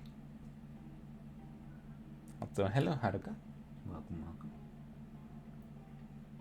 We did a lot of story reading tonight, and I'm still fielding questions about books and talking about characters and stuff, but my voice is really worn out, so I'm not doing any more reading. I just figured I'd paint the rest of this tree man while talking about my burgeoning career as a writer. But yeah, it's been a fun night. I was worried how successful these streams would be, because I haven't done a writing focused stream in a long time. Just because historically my writing streams tend to perform the worst. Like, not a lot of people seemed interested in them. The ones who did attend were like super interested in what I was doing, but I was like lucky to get 3 or 4 people. So I just kind of stopped doing them.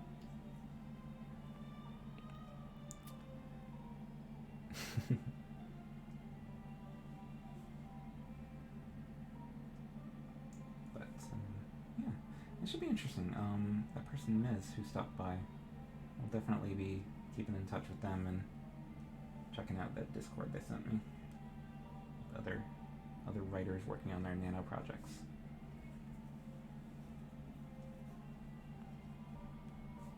Yeah, he's nice. Like your face. Oh, get dunked on with a compliment.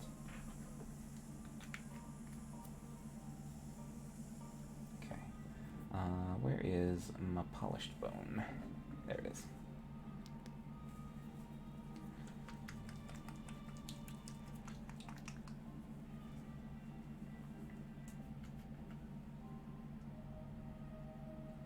Alright, we don't need very much of this. It's just a highlight color.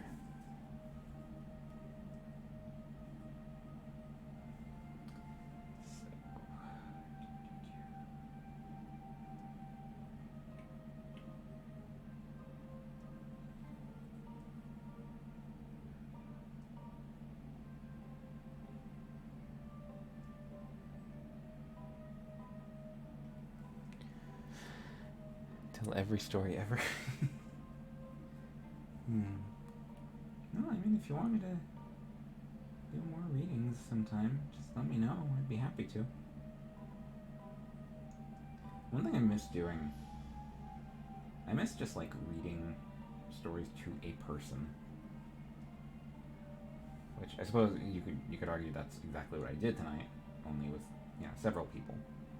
But I miss just like being on a call with someone and just like reading to them for their own relaxation. I've done that before and it's super nice.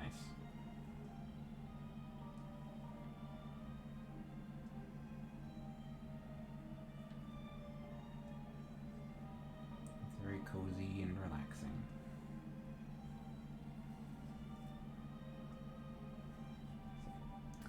What I could have done with this horn is I could have gone darker, actually. I could have like started lighter at the base and then gone darker, maybe even into like some browns. That would be a cool horn look too. But I'm going for this route. I'm okay with this.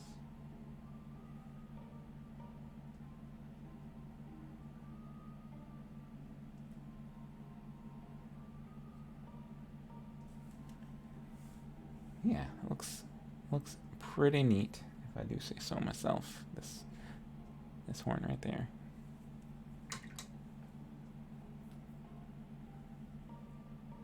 And I like the sepia wash that I used on these horns because it's more warm and very autumny. I have a habit of reading to people in calls. Not a habit, but it's something I've done a few times before, and it's always a really nice, cozy time.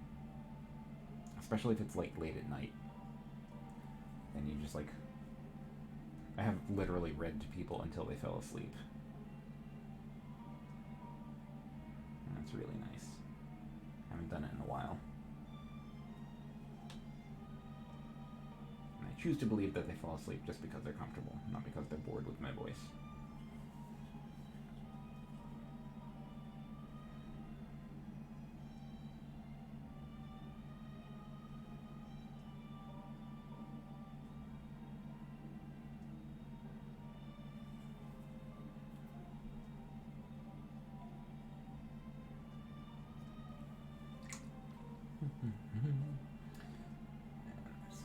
Detail on the back of these horns to get.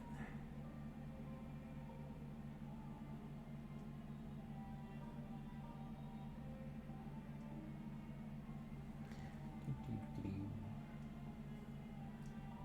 once I'm done with this, we will check again to see if Kess is on. Because, dang it, I want to raid a birthday party.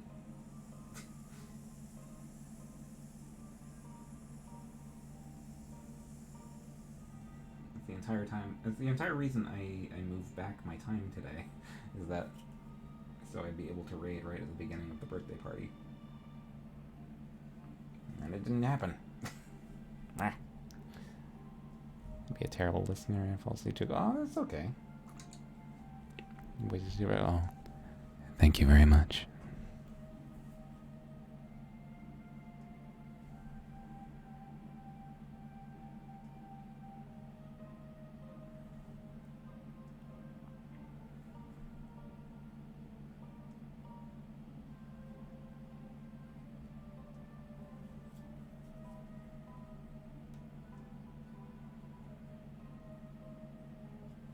Okay.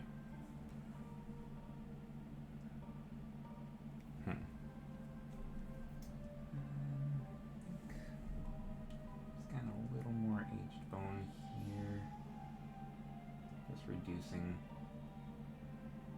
the amount of like straight up gold that we see. I think there's a little too much yellow near the base there. I think that works a little better. Why? What? What's the matter? Why are we raging over here? What's the matter in chat? Is everything okay? Alright, so there's that front of that horn's looking a little iffy. Okay.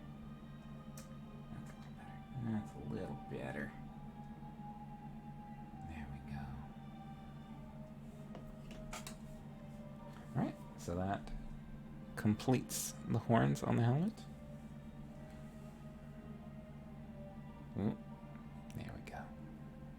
And in turn, completes this tree man.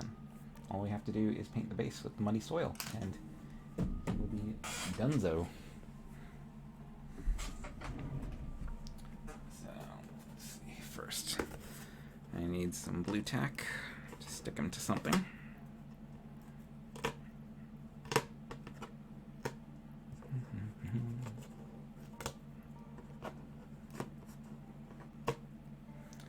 And it just occurred to me that I never had dinner.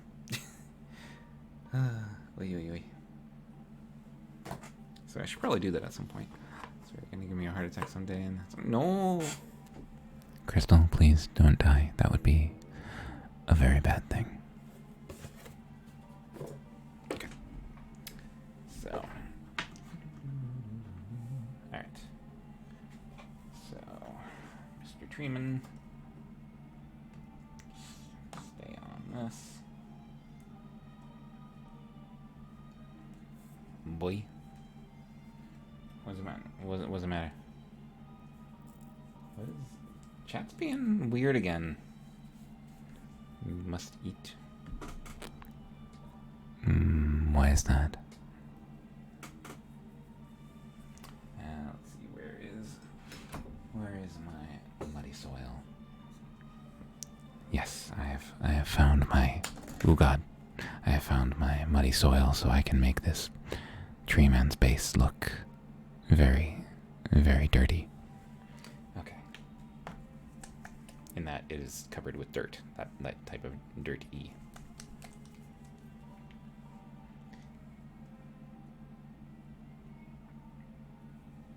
I will eat in due time. Then when I am prepared.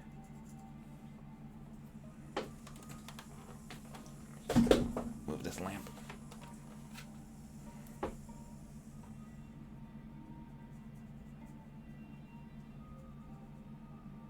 I need that voice. I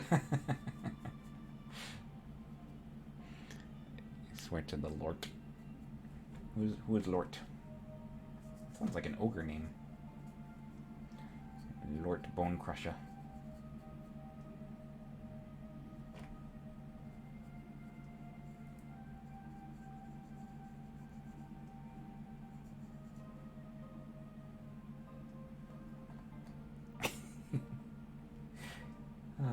Y'all are silly.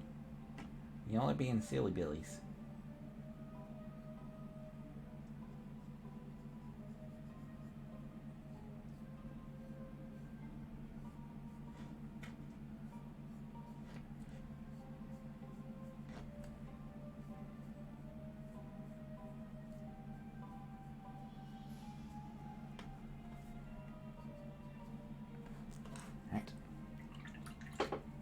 One coat of our muddy soil. Just need to let that dry and then add the second coat, and this tree man will be done and ready for decals and flocking.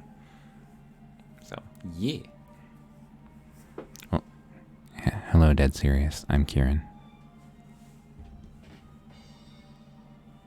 We're silly? Yes, you are silly. Y'all are silly.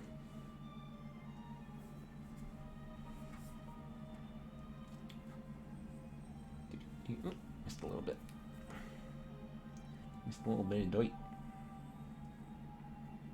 There we go.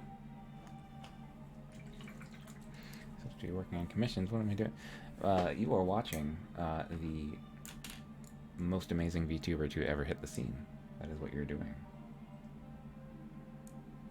Absolutely zero scuff and very high production quality and amazing content, and not at all a super scuffed, embarrassing dork who doesn't know what he's doing most of the time.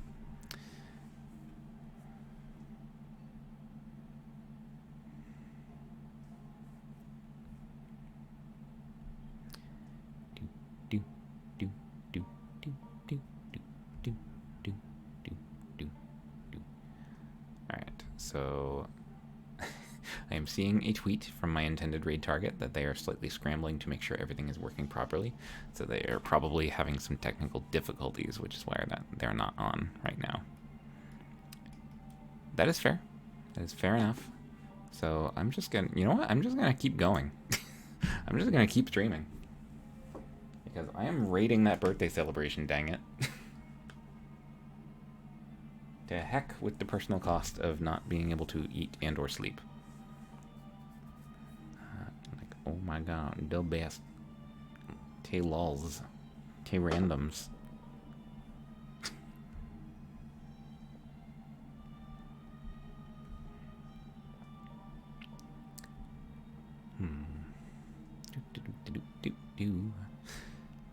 Not me constantly refreshing my Twitch page to see if they're on. I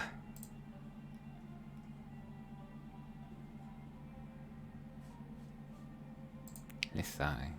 A stream that never ends. Yes! Unintended marathon stream. Accidental marathon. I will eat at some point. Oh, you know what? I'll eat. I can eat tomorrow. It's all good.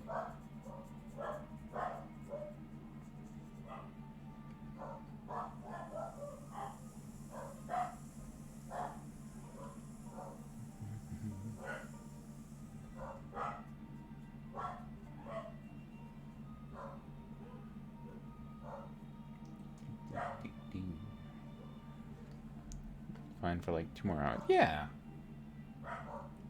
Not like I have to get up early or anything. It's not like I'm a teacher who has a 5:30 wake up time.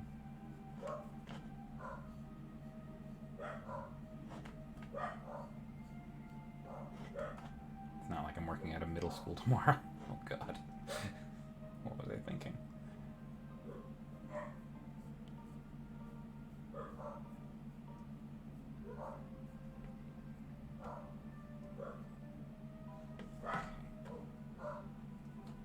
we go. There's our second coat of muddy soil. God, that sounds terrible. Yeah, I'm covering for an art teacher tomorrow, so I'm pretty sure the kids will have some sort of art project that they're working on, or they'll leave out something. So,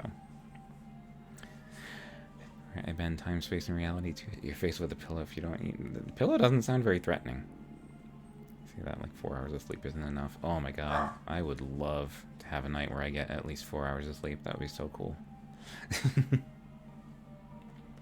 Alright, so what I'm going to do, I'm going to let this guy dry. And then, while he's doing that, I'm going to take a quick break. And I will get something to eat, okay? I'll take a quick break, go to the bathroom real quick, and then probably make up some more tea, like some decaf tea probably. And we'll go from there, okay? Okay. Pillow full of bricks, oh god. Alright, I'll be right back. Oh my god, chat's so active. Okay, be right back.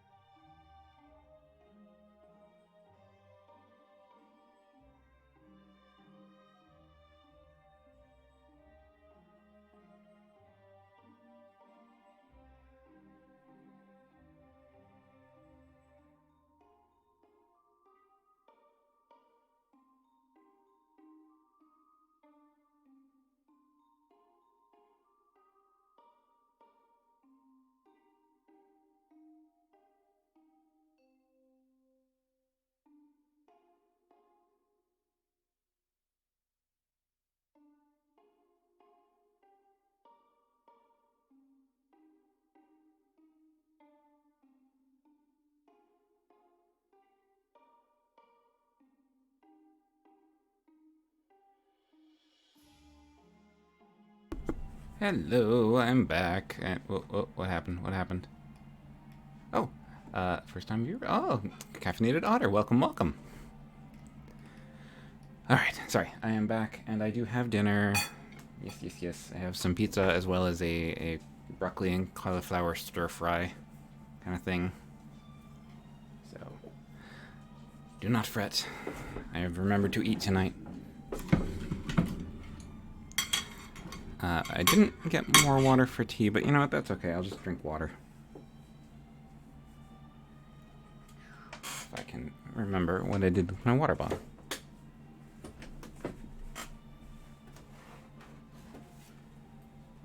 Water bottle, where'd you go? Found it. Okay. So, let's go back to the table.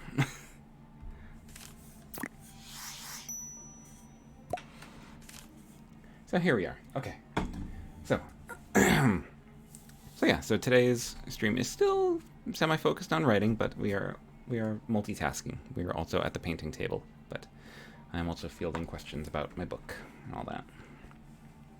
So, and if anyone doubts whether I am actually practicing, proper eating habits, ta-da, food. So, I'll just be sitting here eating with you. So, if anyone likes eating ASMR, you're in the right place.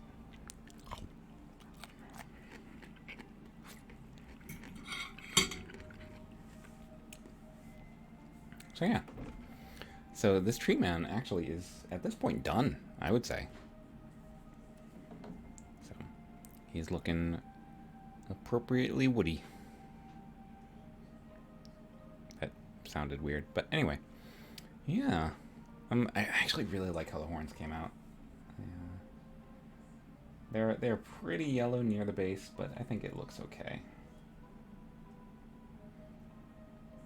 I like the little gold accents on the mask. And the leaves. I'm a huge fan of the leaves. I really like how they look. So yeah, so what I'm gonna do probably tomorrow with that after work is I will go outside and spray lacquer him. And then I will apply the Tree Man decal to the back of his base, and then I will apply some flock, and he will be done. So yeah, I'm happy. All kinds of happy. Let's see. And raid target, are you on? You are! Oh my god, she's online. I think we might actually be able to do our raid.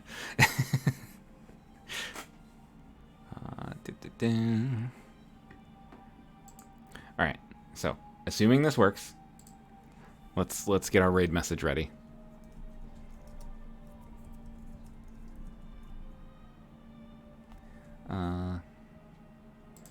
So let's go with like Wolfpack Happy Birthday Raid, because I am super original. I am a writer for a living, almost. Okay. I think some cozy emotes. Yeah, so here is our raid message. And yeah. So our starting screen is still up. She's not on herself yet. She's in her own chat, but she's not appeared on screen yet. So we're just gonna hang in there until she appears, at which point we will jump in. So just keep that raid message locked and loaded, and I will just have dinner with you guys in the meantime.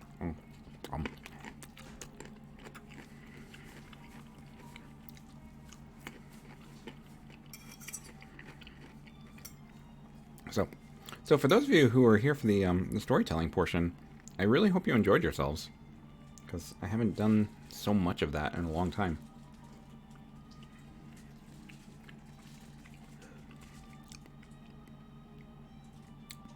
Oh, this stir fry has a bit of a spicy kick to it. It's really good.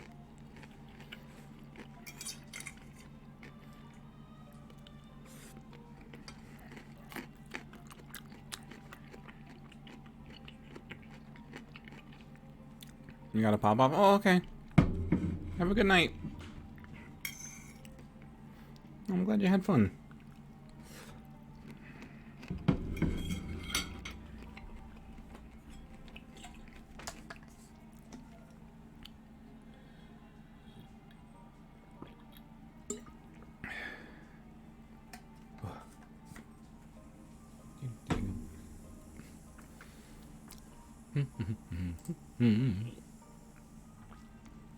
Come on. I never know how long someone's starting screen is going to be a thing until they actually show up. Bah.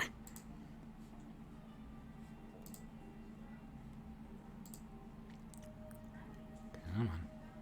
Oh, and someone raided. We weren't the first. No.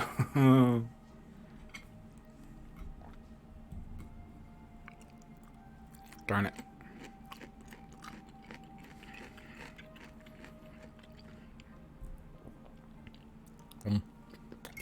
Although, maybe this will... Oh, yep, she's coming out of hiding. Okay, here we go. Alright.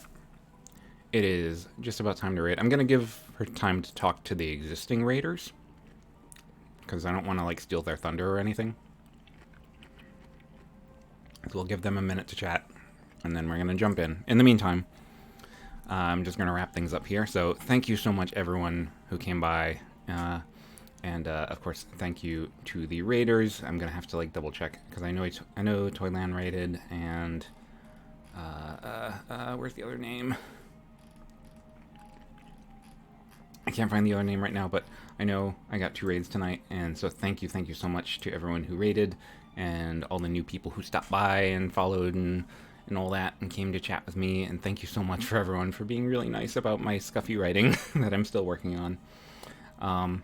So, yeah.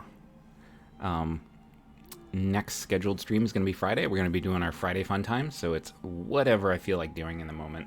Whether I want to model paint, or play some Blood Bowl maybe, or do some more reading. We'll do something. And Cat wants to be let out. Hold on, Cat. I'm ending stream. So, yeah. So that's the next time I'm scheduled to be on. I might be on tomorrow. We'll see. Play it by ear. Might do a little guerrilla stream if I feel like it. But whatever it be like, just be good out there. Be kind to each other. And I will see you in the next one. Bye.